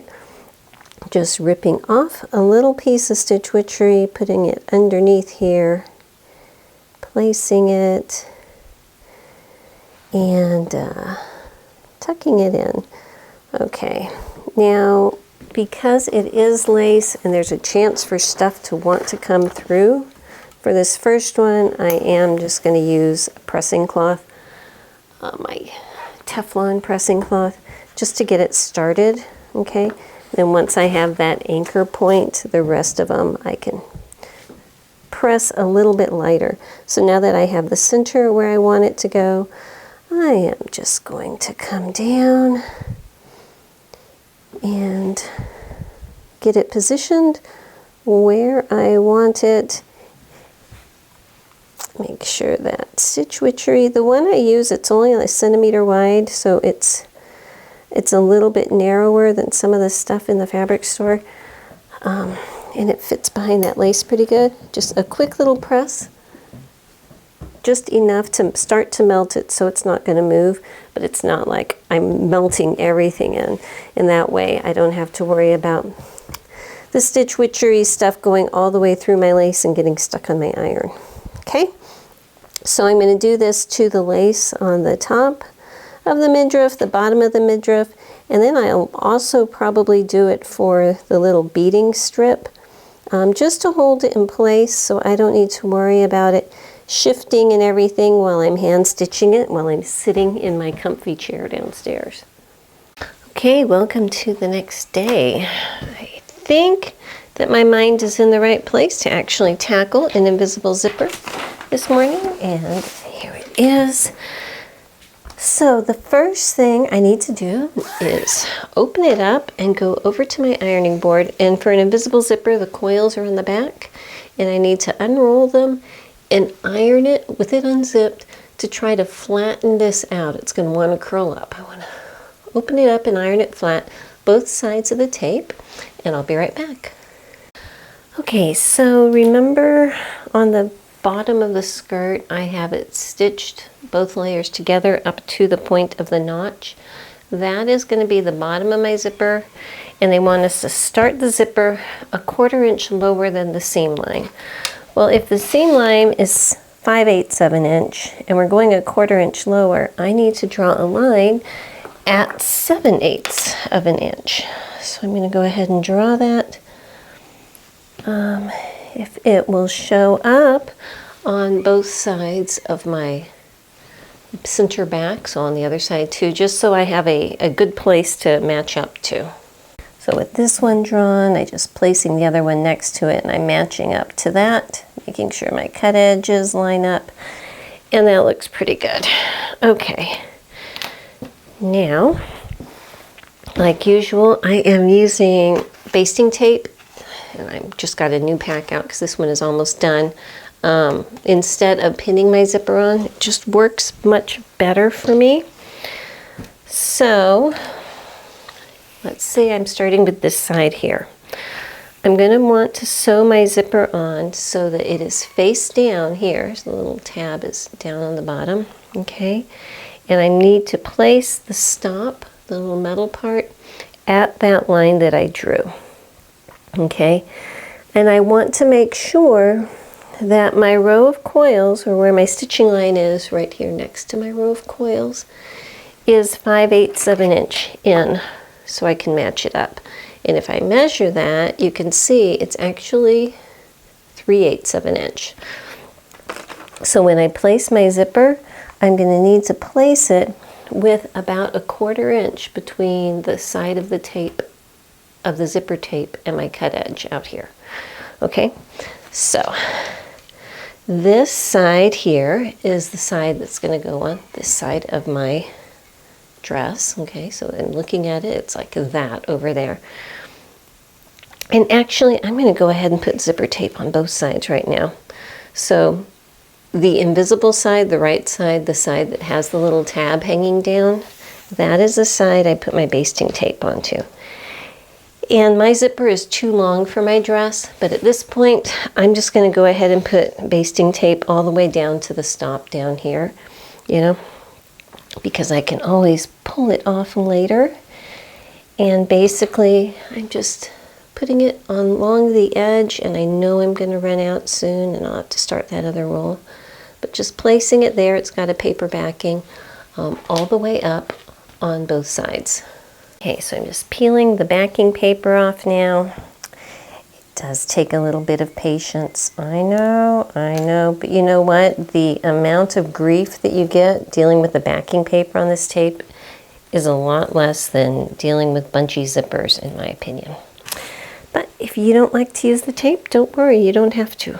Okay, I am going to go ahead and get started placing it, and I'm going to get started at the top here and matching up the line I drew with the little metal stopper, okay, and keeping the rest of my zipper placed at about 1/4 inch out like that, okay, and I'm just going to push it all the way down, and then we're going to sew just this side on using an invisible zipper foot, and I'm still using the little Bluebird 201 machine. So I will show you the foot I'm going to use and how I put it on over there. Now I wanted to show you before I go over to the machine, if I can get this close enough, my trim in the middle has beads on it, so I've cut off the beads from where this, basically the 5/8 inch point. So from here over there are no beads, and so I shouldn't have any trouble with my needle going through there. Okay, so back over here at the machine, I'm going to get this underneath. There's all different kinds of invisible zipper foots. This one, it's just kind of flat, and it has a little plastic piece on it. It's not my favorite, and I need to buy another one, but that's the only invisible zipper foot I have for this machine. So here's another thing about basting tape. You can sew up or down on it, meaning you can go that direction or that direction, and it should remain the same because it's basted on. Sometimes if you pin things on and you sew in one direction, the tape kind of works its way down, and you end up with stuff, you know, walking. The tape of the zipper walks away from here, and it gets a little off. And so you always have to make sure it's the same direction. But with basting tape, you can go from the bottom, which is good because I need to do that. So I'm going to start off here at the bottom, And I'm kind of unrolling this little coil because I want to get my needle in that little slot where the coil wants to roll over, okay? I started and decided I really did not like that zipper foot because you can't see what you're doing. So I just put one of these feet on. It's where you're sewing just on the side. And this one in particular has a little clamp in the back where you can move the foot one way or the other, which is handy. So that's what I'm using. It's basically just a standard zipper foot, but it will work too. So again, I'm unrolling that zipper coil, and here we go. So now I think you'll be able to see a little bit better how I'm kind of using this finger here to keep these coils pulled over, because I don't want to sew through them or else my zipper won't work, but I want to get very close to them. Okay, so back here at the table, this is what we have right now, okay? And so when it's actually being worn, it's going to look like this. Now, I do have some bulk in there because I have so many layers going on, but like so many problems in my life, I'm just going to ignore that right now. What I need to do is when I'm going to sew the other side on, it's really, really important that I get this point lined up, because that's going to be really obvious if they're off, you know? And so usually I am quite adamant that under no circumstances should you zip your zipper up after you've ironed it, because it's just going to recurl itself. But I've got this waistline that I just need to make sure that I match up carefully. So I've zipped it up, and I'm going to use my heat erasable pen. What I'm going to do is I can see where the seam lines are right here, and on the tape, I don't know if you can see, but I am drawing little black lines on the tape at the top and bottom positions, okay? Pretend they're going all the way over. I'm going to be pulling off that paper, so I'm making sure I do it on the little tapey part right there, okay? It'd probably be better if I did it in a lighter color, but you know, I can see that. So now I'm going to unzip it. Oh, going over this bead right here is going to be fun. I'll probably have to clip some bulk out of this waistline midriff thing, because I can tell that the thickness of it is going to give me trouble. So hang on a sec. I wanted to show you before I go much further, because thickness in here is an issue.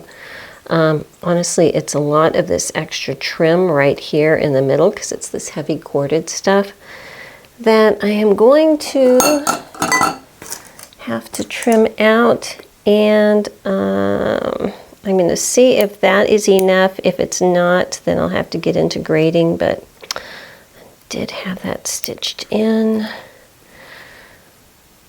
All right, let's see here.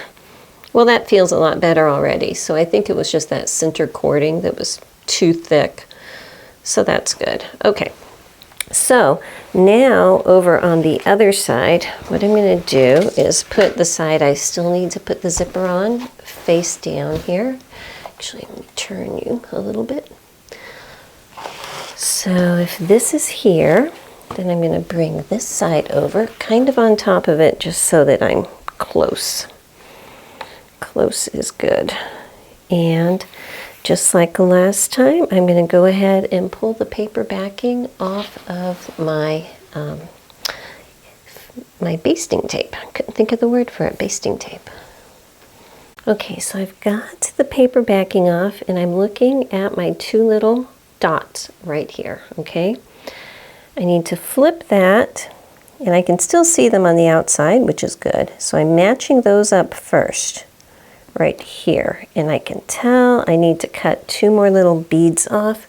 Let me get these beads cut off, and then I'm going to match my tape right here. Okay, so with this in the right position now, I'm going to go ahead and stretch this up so that my little metal stop will line up with the line I drew up at the top, okay? And then everything else in between, we're just going to average it out and make it work. So just kind of pulling my zipper tight And I'm doing it this way because this fabric is finicky, you know. And sometimes that's what you need to do, so. All right, almost there.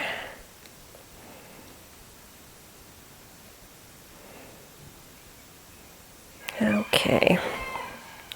My roosters say good morning. I have way too many Banny roosters. Okay, so now this top part is stuck on. It should match this side, all right? And then I also, before I go much further, want to make sure that I have this on right. So if I was to open it, and I'm just going to open it a little bit here at the bottom, just to make sure my zipper did not get twisted, because that has happened. And to make sure that I can zip it. And I did that because I was thinking, oh my gosh, I've screwed it up. And look, it will not zip. Down here it's twisted. So check it before you stitch it. I got to pull this off again. And make sure I get this placed on here.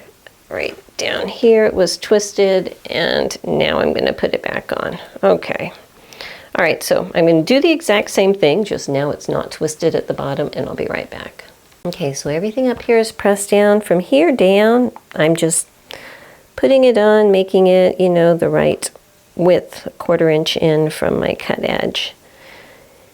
And this is why I don't like to sew together the bottom part, is because if, you know, like I had to kind of fudge this and smoosh parts and make it fit, if that was to happen down here and I had it closed up, when you sew it, you know, things happen. That's where you get your bubbles. So that's why I'm leaving mine open down there.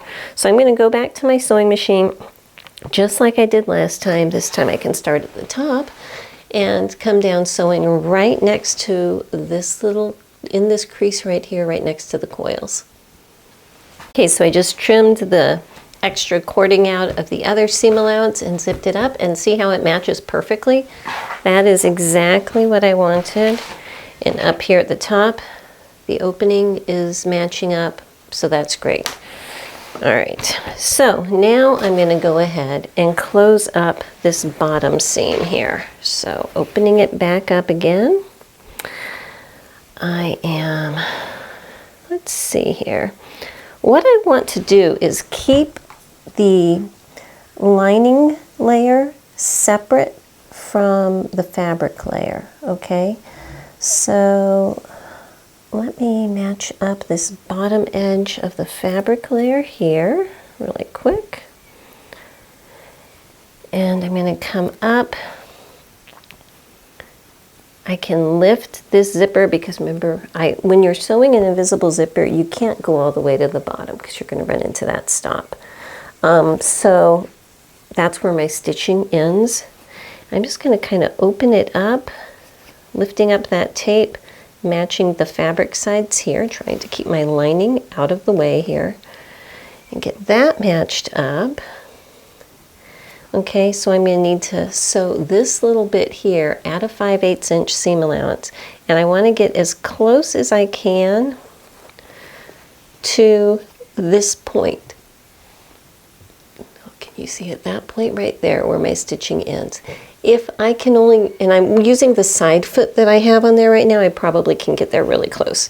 If you can't, if you can only get like that far away, that's fine. Do the best you can as long as you're in line, and then you can come back with a needle and thread and just catch the rest, okay? But I'm going to go back over there and sew from here up to here at 5/8 of an inch, just the fashion fabric side. So using that side foot I showed you before, you know how it slides back and forth? I slid it to the other side so that I could get in there really closely. And I don't know if you can see, I got to within a fat 1/8 of an inch, maybe 1/16 of an inch-ish away, depending on the side, because this side I stitched down 1 stitch further, which is okay. But from the outside it looks great. But what I need to do now is deal with this lining. So I am going to press this seam allowance open. So just lifting this tape up, just going to do it with my finger right now, my fingernail, just to kind of hold that seam allowance open right there. All right, now we're going to do something a little bit sneaky with the lining. Okay, so down here, below where the zipper is, right there, I'm going to be clipping up to the seam allowance. So right, I don't know if you can see, right here. All right, and I'm leaving about 1/8 of an inch there on each side. And then I'm going to come back over here on the corresponding side of the other side of it here. And I'm going to make a clip on this side also. And I believe they show this in the instructions too, but they show it beforehand. Okay, so now I'm going to slip this lining through there. So if I was to sew the lining together, it would then, once it's all done, look like this. And that lining would be, you know, free to move separately from this skirt. That's what I want. So in order to do that, here's our cuts. These two lining pieces are going to be put right side together. And I'm going to pin it from where I have that little clip all the way to the bottom here. All right, so there's my little notch there and here. And I'm going to sew this at 5/8 of an inch all the way from the bottom to this point where the clip is. Okay, I know this is very busy, but I went ahead and pressed the seam allowances on both this fabric and this fabric open after I made that stitch. Okay, so from the outside, looks great. Let me flip it over. We may have to do a couple little hand tacks to secure all of this in place on the wrong side. Can't even speak this morning. But actually that doesn't look bad. That really doesn't look bad. It's just kind of coming in at a little V there. That's fine with me. I don't mind that at all. My zipper's going to actually stop right around there because my opening on the outside is shorter than my zipper tape, so I think that will work. If you don't feel confident in it, you can get a needle and thread and just kind of tack this piece to the zipper down there, and I might go ahead and do that. Yeah, let me go ahead and do that, just to make sure everything stays good. I got some little threads here I need to clip off, which I did not get too close there. Okay, so what I'm going to do is get a needle and thread and just tack the lining piece here, kind of make a little bar tack going around the zipper coils, but not coming through to the right side, just around the zipper coils and the lining, just to hold that together, keep this from wanting to pull up, and I'll be right back. Okay, so on the outside you don't see anything. On the inside I just have a little bar tack right there. Okay, just to hold this all together so it's not going to want to blow open. Okay, so now my options are I can do the sleeves or I can do the ruffle, because if you can see, my lining is longer than my skirt. And normally I would want to jump up on those sleeves because I like doing sleeves while there's less fabric, but at this point I might as well finish the bottom, you know. So let me go ahead and go get my ruffle pieces. There are 3 of them. And if you remember when I was cutting out, I ran out of fabric, so I just have literally 3 strips that are matched going selvage to selvage. So I'm just going to be sewing all 3 of those strips together like a big tube, you know, right sides together, so I have a big circle when I'm done. All right, so I've got my ruffles sewed together, and I had to iron the edges because this crinkly stuff was like so crinkled at the sides. It was impossible. So I just kind of flattened it out a little bit and ironed it together. Be aware that the pieces for this ruffle are ever so slightly curved. So make sure that when you're sewing them together, all of your curves are going the same way. And if you can see, this is my curve going this way. So this is the top and this is the bottom down here. What I'm going to do now is go ahead and serge the top all the way around, making sure that I keep my seam allowances open as I go through it. And then after I have the entire top serged, I'm going to put my super duper strong bobbin back in the bobbin case and sew 2 rows of gathering stitches all the way around the top. Again, one at about 1/4 inch, one at about 3/8-ish inch, and I'll be right back. I just want to show you this, see if anyone can relate. Ooh, let me turn her light off so we don't get that flickering. So I got all the way around. This is a very big piece, right? And look, I played chicken and I won. That's it. That's all that was left on there. I think that that's so cool because I was panicking. I did not want to have to stop midway and fix this. Okay, so you know, pride goes before a fall and all that kind of stuff. I was almost all the way around with my second row of gathering stitches and my needle thread broke right there. I guess, you know, whatever. Sometimes things happen. But I only have this much more to go. So what I'm going to do is I cut my bobbin thread, which I'm going to be pulling pretty long. Get one of these needles that has the little push through eye up there, because trying to thread a needle that, or a thread this fat through a regular needle is a pain. And I am just going to hand make basting stitches the rest of the way, these little 4 inches or so across, so that I can still use this thread and all will be well. Once I get this in, I'm going to bring my dress down here and start matching everything up. So yes, I only have one big thread going around, but if you don't feel comfortable with that and you want to break it up and stop your gathering stitches at every seam line, you know, go ahead. You do you. Okay, there we go. This is not that painful to get done here.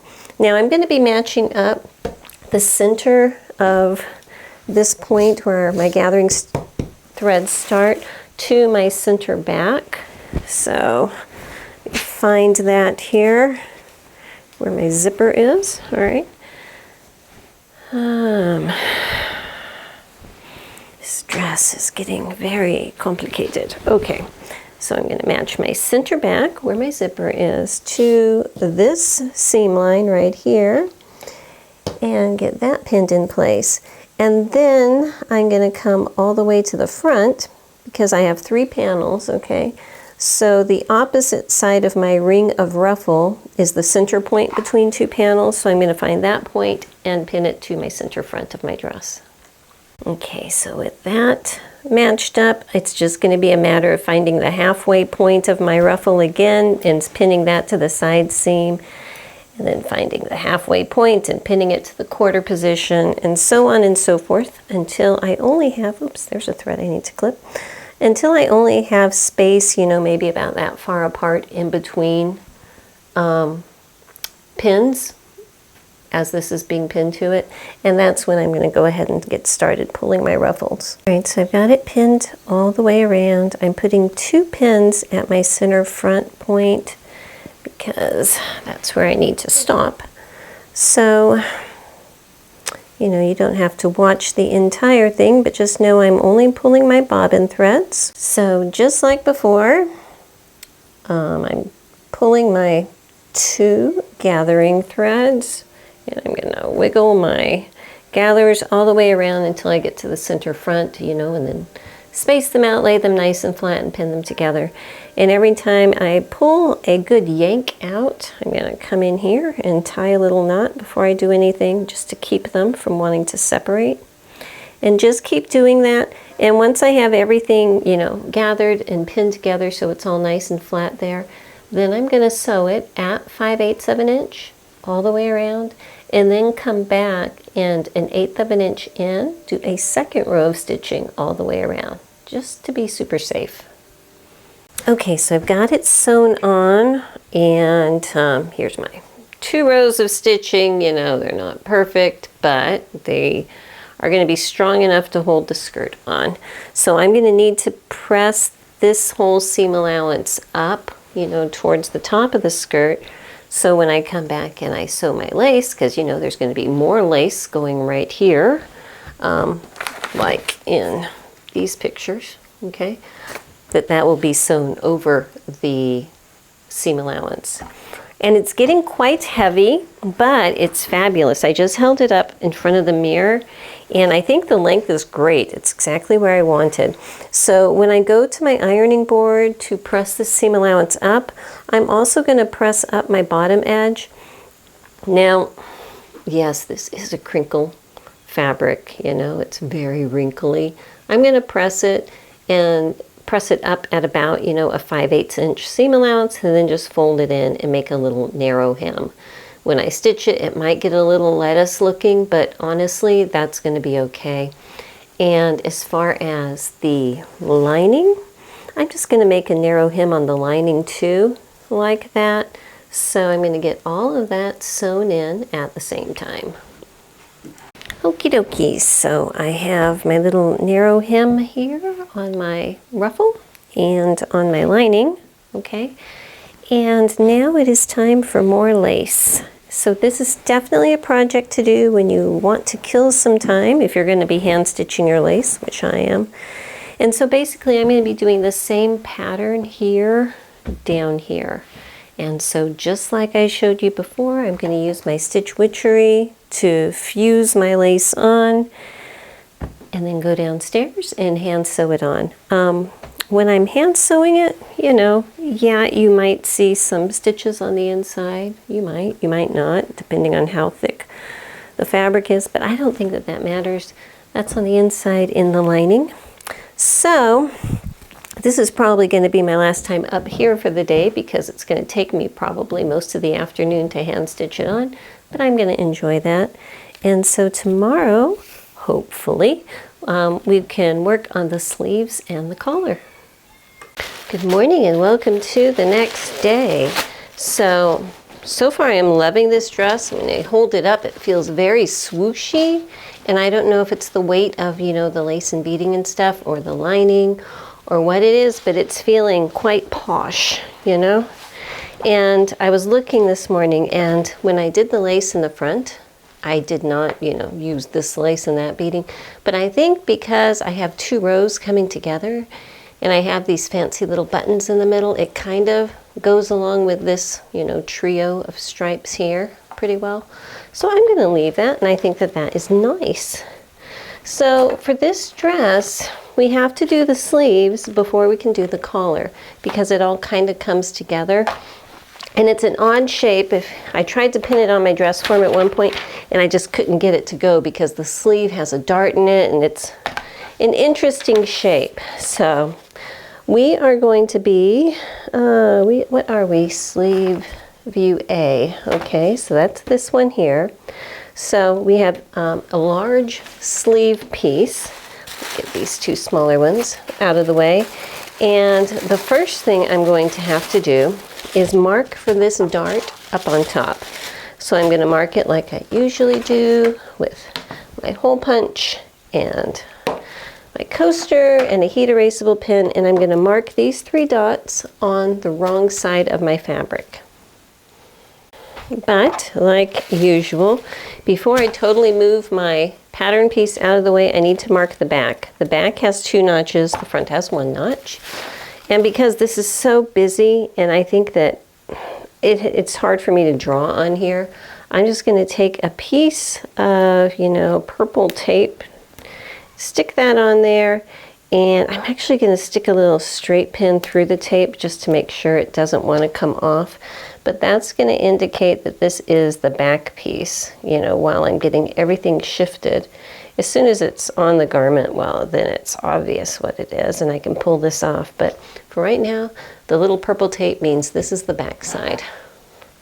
And I'm going to try to draw a line to connect my dots, but because this is so wrinkly, sometimes it just doesn't work out well.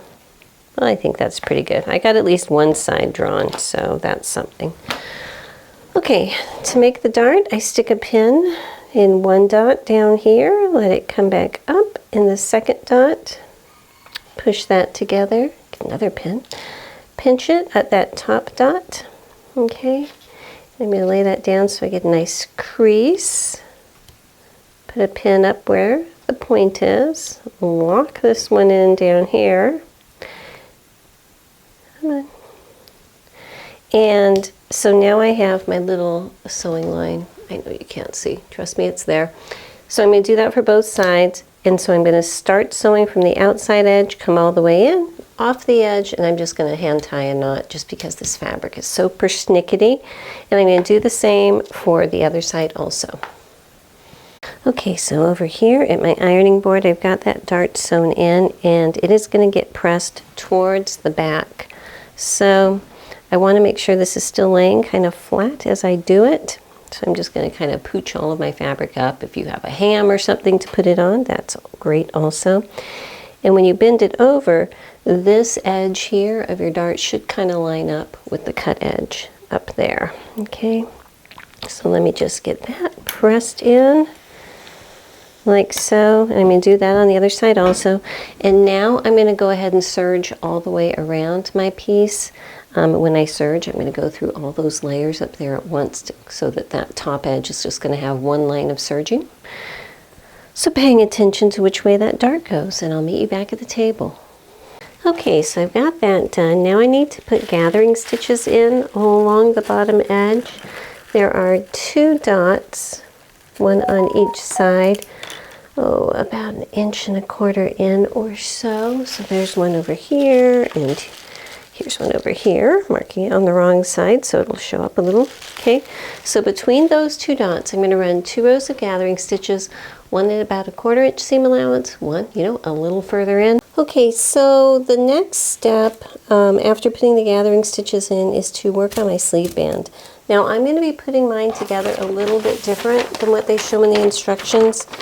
They have you sewing this seam on your sleeve, putting your sleeve band together, sewing that sleeve, then gathering everything and putting it together. I'm actually going to hold off on making this seam until after it's already gathered together and put on, because this is a very large amount to be gathered in, and I don't have a free arm machine, and it's just a lot easier to gather to a flat piece and then sew that side seam for me. But this does need to get interfaced, so I'm going to go ahead and use that same lightweight fusible interfacing that I always use. Get it fused to these 2 pieces, and I'll be back over here. Alright, so I've got my 2 cuff pieces here, and there are dots right here that are going to correspond to the dots that are on the sleeve that we just drew. Technically, you don't have to mark those, but they will match up, and that is where all of the gathering starts. So what I am going to do is put one of my cuffs right side up here, get one of my sleeves, and the cuffs, they're just a rectangle, so just pick one. It doesn't really matter which one, just pick one. And then matching up the sides and where my gathering stitches start should line up to where that dot is that I just drew, and it does, so that's great. Do the same thing over here. Find the center point of both my cuff and my sleeve and get that point matched up. Hang on, for some reason my fingers aren't going where my brain wants them to this morning. Okay, so I'm going to find the halfway point here. Ooh, that looks about right. Pinning those together. And now I'm just going to pull in my gathering threads, get this set in here so it's laying nice and flat, all my gathers adjusted evenly, and then I'm going to do that for both sleeves. Okay, so I've got it sewn on, and I'm just going to give it a quick press, pressing the seam allowance down towards the cuff, like so. Okay, so that's what it's looking like from the front, which is really nice. What I'm actually going to do though is fold up this edge to about 5/8 of an inch, okay? And then fold it up again to where it needs to match up to the seam line I just put in. Alright, and that is going to give me a nice crease to where my cuff needs to end. Alright, And I think before I sew this seam together, I'm going to go ahead and put my lace trim, you know, up here so that I can just go through the single layer while I'm applying it. Of course, still by hand. And honestly, I'm not minding putting it on by hand. It's kind of therapeutic. So I'm going to put my lace on here. And then I'll come back up, and when I'm putting it on, of course, I'm not catching this side, and then I'll come back up here and we will sew the side seams together. I'm over here getting my lace fused on so that, you know, it'll be held in place while I'm stitching it. And I'm thinking I may actually need my cuff to be just slightly lower to make everything fit. And that's fine. All I need to do is press this open again, and then when it comes to the point to stitch it, I'll just have a smaller fold.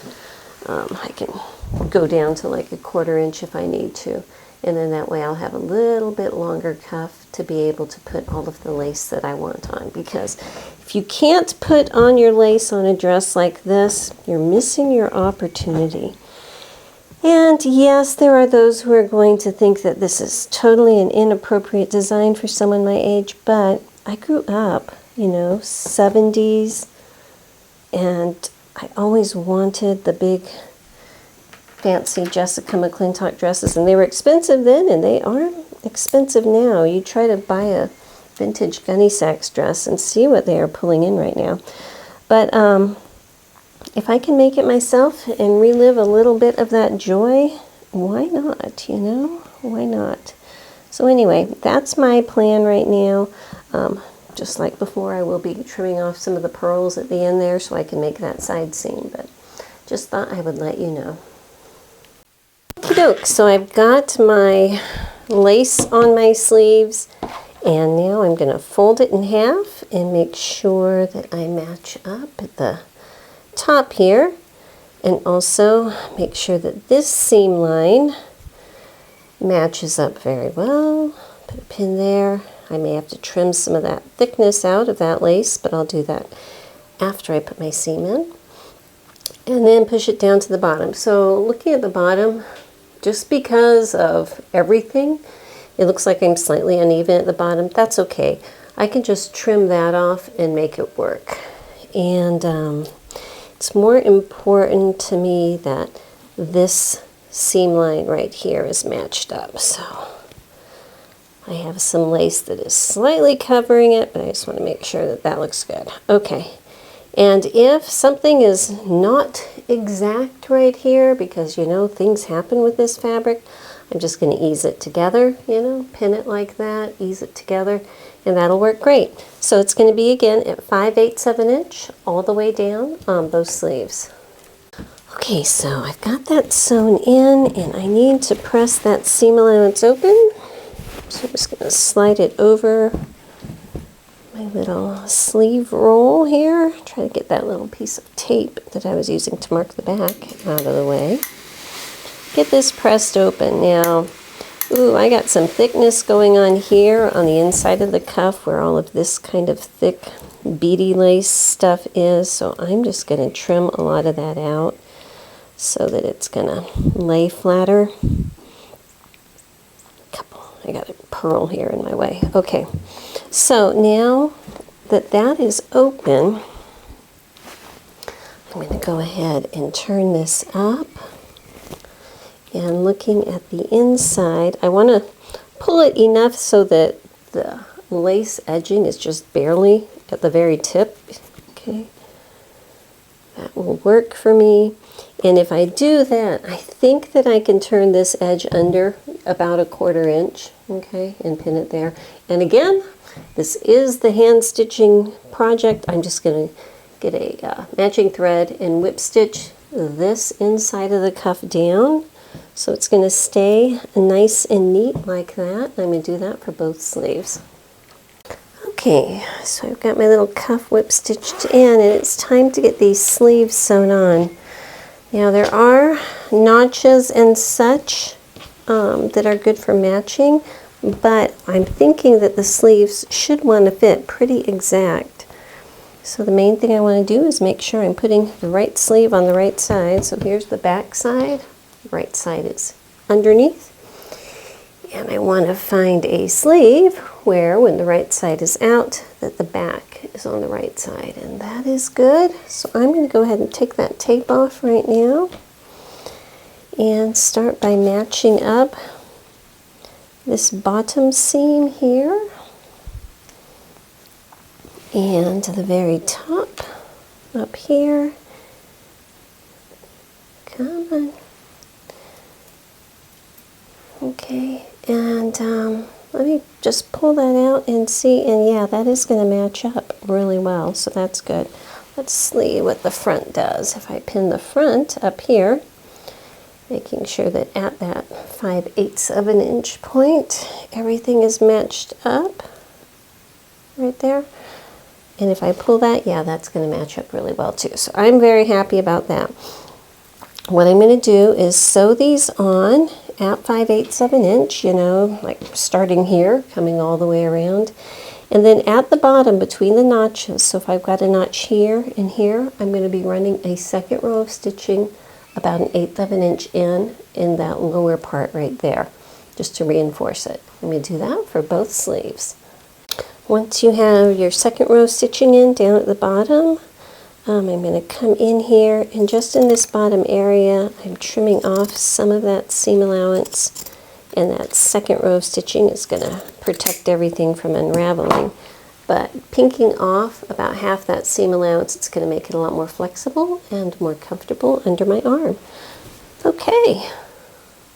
Okay, so I've got my sleeves on now, and before we can work on the collar, put it on, they're going to want us to reinforce and stay stitch around the neckline up here so that it won't stretch.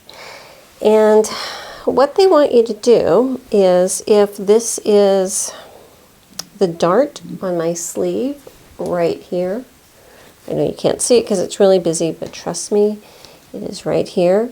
What they want you to do, and you know, we'll play along for funsies, is starting at that dart, add a 1/2 inch seam allowance, stay stitched to the front and then to the back.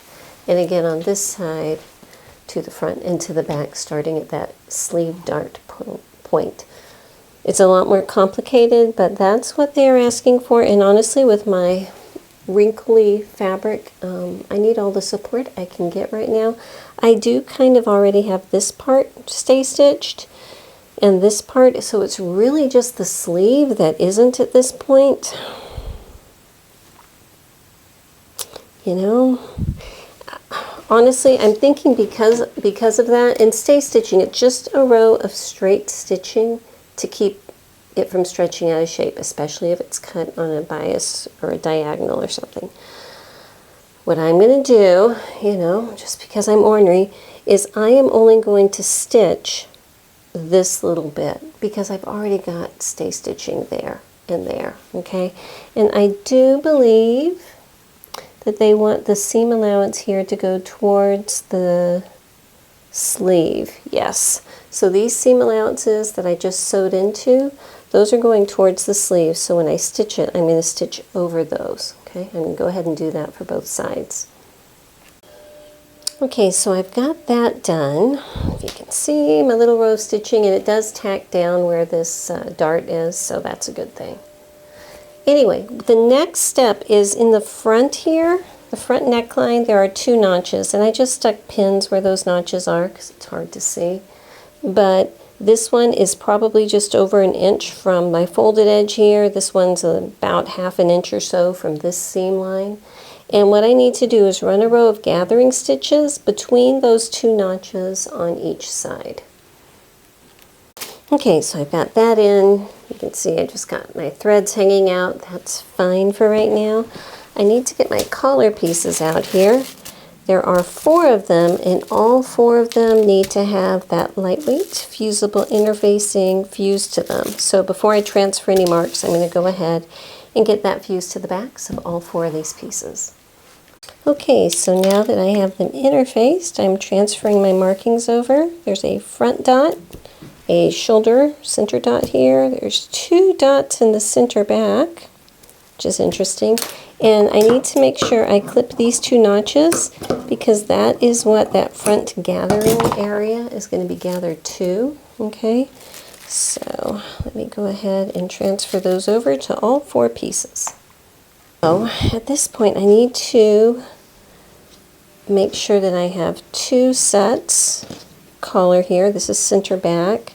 All right, I'm going to call one of them the outer collar, one of them the facing. And they're exactly the same right now, so, you know, it is what it is. So I have one of these. This is the center, right side up. I'm going to put the other one, making sure I have them the right way, wrong side down. So I have basically a right collar and a left collar, or, you know, the opposite way.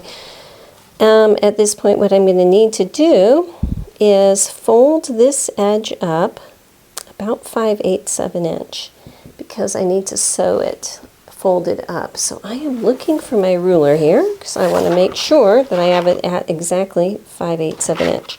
So I've got that pinned up, but before I go any further, this collar is supposed to have lace on it, you know, according to the pattern.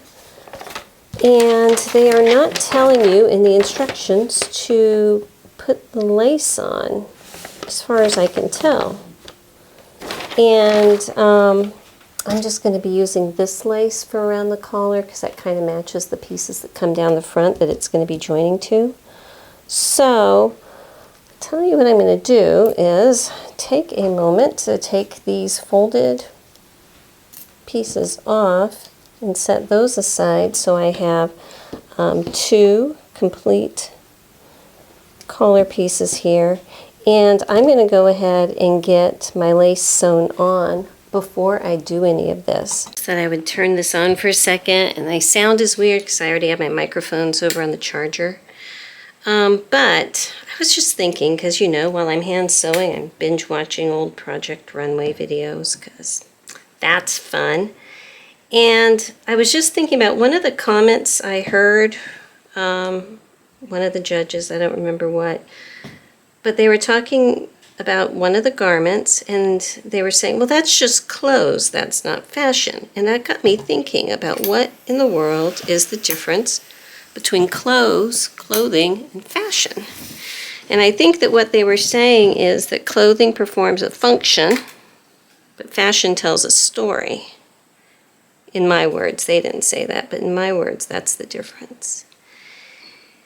And I definitely think that by creating things yourself, you're going to be able to tell a story. And I think that, you know, this tells a story. Don't know that I can put proper words to it, but I think it definitely tells a story. If anything, it's about a childhood longing to wear a whole lot more lace than I actually did, you know. Don't waste your opportunity to wear lace. Anyway, I just thought I would point that out. Okay, so I've got my lace sewn on to one of my sides here. And I looked at the instructions, and it looks like, based on their picture down here, picture number 52, that they want the side that we're going to be folding up to be the inside, okay? Because you can see the zipper tape here. So even though it's gray with those funky little things, which means lining.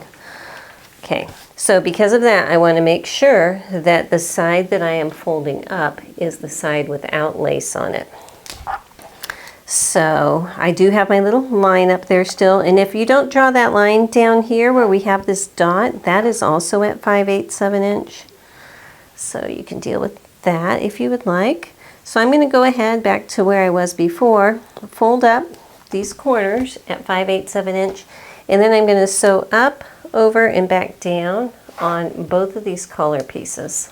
Now the instructions are saying that you should be sewing that at 5/8 of an inch also, but they are going to want you to trim it afterwards, which is a good idea to me. And just so I can make sure that I do hit the exact same spot on both of my pieces, because I want to make sure they line up, I am drawing that point in at 5/8 of an inch from this side and that side, because if I do one of them shorter than the other, my collar pieces might be different heights, and I don't want that. Alrighty, so with that done, I'm going to come up here and trim about half of this seam allowance off with pinking shears, just to make it all better. They are going to want us to understitch part of the top edge. So opening up the fabric, and I'm not going to be able to get in really close to this side or really close to this side. And even in their diagram, it looks like it's just the center point, okay? But I'm pushing the seam allowances towards the side with no lace, okay? The side that is folded. I'm pushing it that way, and then I'm going to run a row of straight stitches. Don't even know if you can see. If this is my regular seam line right here, it's going to be just this side of it, and it's going to be going through the seam allowance underneath. Just get as close as I can over here and go over to as close as I can over there, okay? I need to do that for both of my pieces. Okay, so I don't know if you can see, there's my understitching there. You might be able to see better down here, you know, but making sure I don't have a lot of bulk on my corners, I'm going to go ahead and flip it now to the right side and give it a nice press.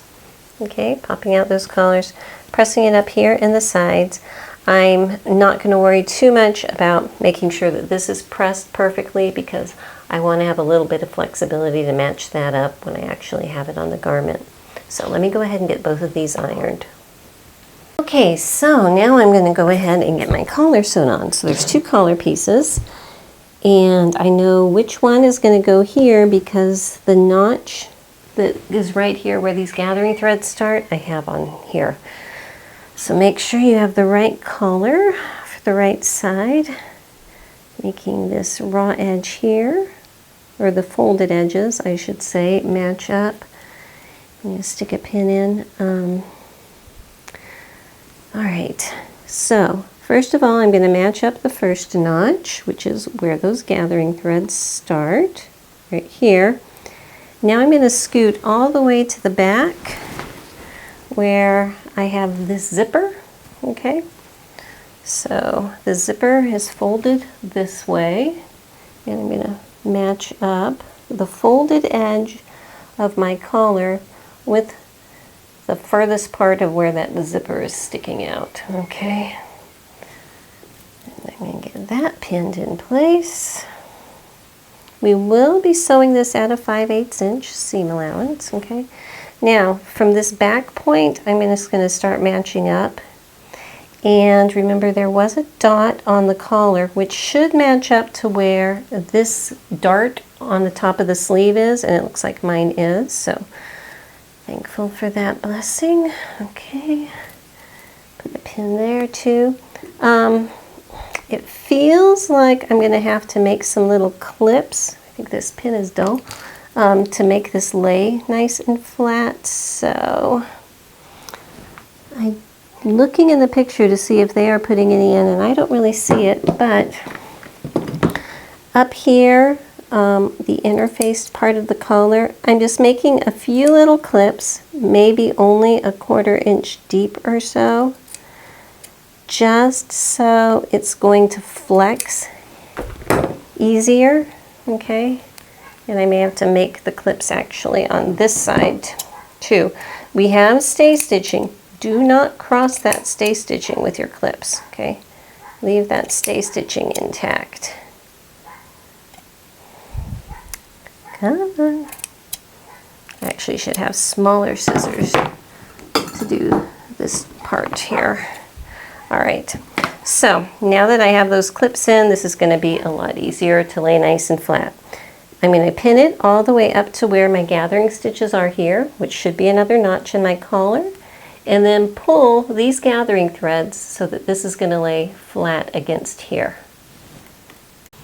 Okay, so I've got it pinned on, and what I do on this side, I'm going to do the same thing to the other side. But I need to stitch this at 5/8 of an inch. So when I'm on my sewing machine, I'm going to kind of open this up so I can lay it nice and flat like this to get it started right there. Stitch it at 5/8 all the way across. When I get over here, again, come on, open up this side so it's out of the way. And so I can line it up exactly with where that corner is, because you don't want to stitch any of this. So let me go ahead and get that put on. I wanted to show you, in case you hear a horse making noise out there. That's this guy. You can see how dry it is out there. This is Colonel. He's kind of in charge, and he doesn't like to be alone. So he came over to this side, because this is where the water trough is. And every like 5 minutes he turns around and yells at the other horses because he wants them to follow him. So if you hear a horse noise, that's Colonel. Now I've got this side sewn on. I haven't done that one yet, but I wanted to show you, I am going to go ahead and pink about half of this seam allowance out of here before I close up the collar, just because it feels really thick to me. And pinking it's going to take out a lot of that bulk, plus I think, oops, I need to stop pinking and fix that pucker right there. But I think that it's going to let a lot of the flexibility in the neckline be a lot more comfortable. So let me fix that pucker and I will be right back. And there's my little boy. He's coming. I am pretty sure I am on the final step now. And so what that is on the inside here, I'm just pulling that collar down so that it's going to come to where that stitching line is. And this is why I didn't want to iron it ahead of time, is because when you understitch, it like pulls things a little bit more on this side. So by waiting to turn it under right now, it actually makes it easier to go ahead and match up. And I'm just pulling my fabric to where that stitching line is that I just put that seam in. And yes, I am one final time going to be whip stitching this in. This has been a very hand stitch heavy project. Probably if it was a different fabric and I went with different lace and everything, I could have gotten away with machine stitching a lot more of it.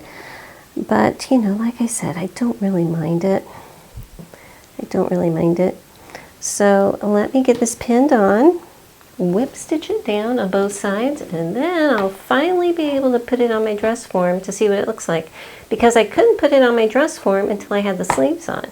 And once I had the sleeves on, I really didn't want to put it on because I didn't want it to stretch out of shape up here.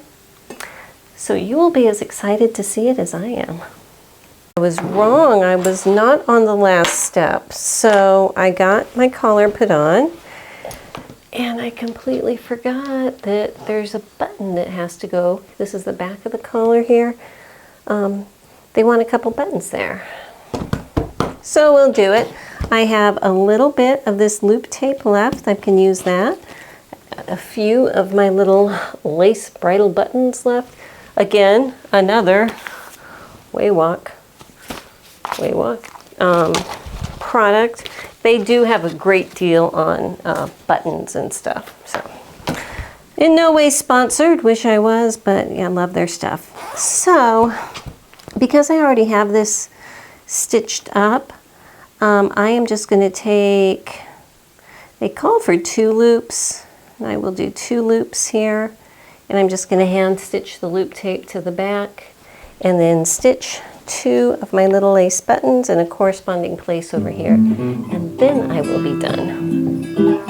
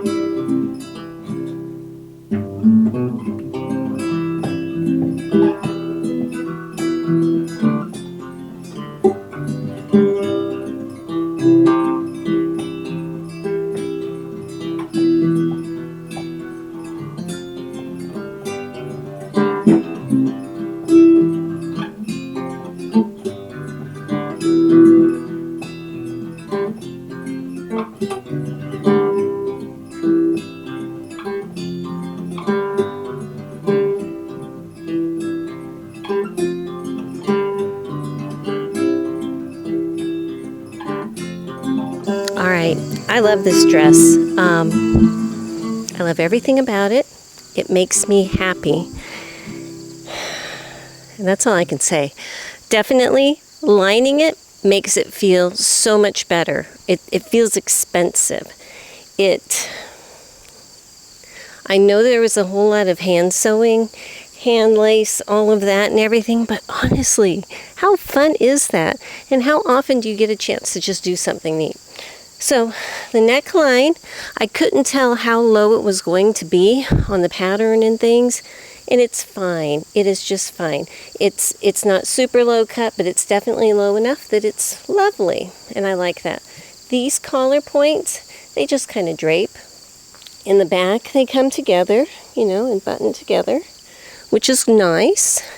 But for the main thing, this dress just brings me joy. So, I know it's not for everyone, and I know there's going to be a lot of people that say, oh, it's too young for me or whatever. But at this point in my life, seeing the world as it is, I think that if you can make yourself a dress and it makes you happy, well, why the heck not, Take that joy opportunity where you can. But anyway, it's the evening. I just finished this dress, and I thought I would go ahead and show you what it looks like, because I have to do things tomorrow morning. And you know what? I'm going to wear this into town to take care of my stuff tomorrow, just because I enjoy it so much. So I hope you enjoyed this project, and I will see you next time. Bye-bye.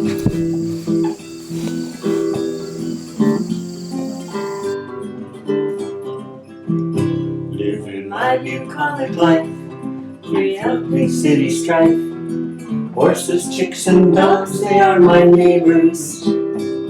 I cook and sew and spin, and move the horses into the barn. Then time to move them out again. Red parts, green pastures, beautiful lighthouses. The view I see each day when I arise. This life pleases me, as it is plain to see. I'm living my bucolic life.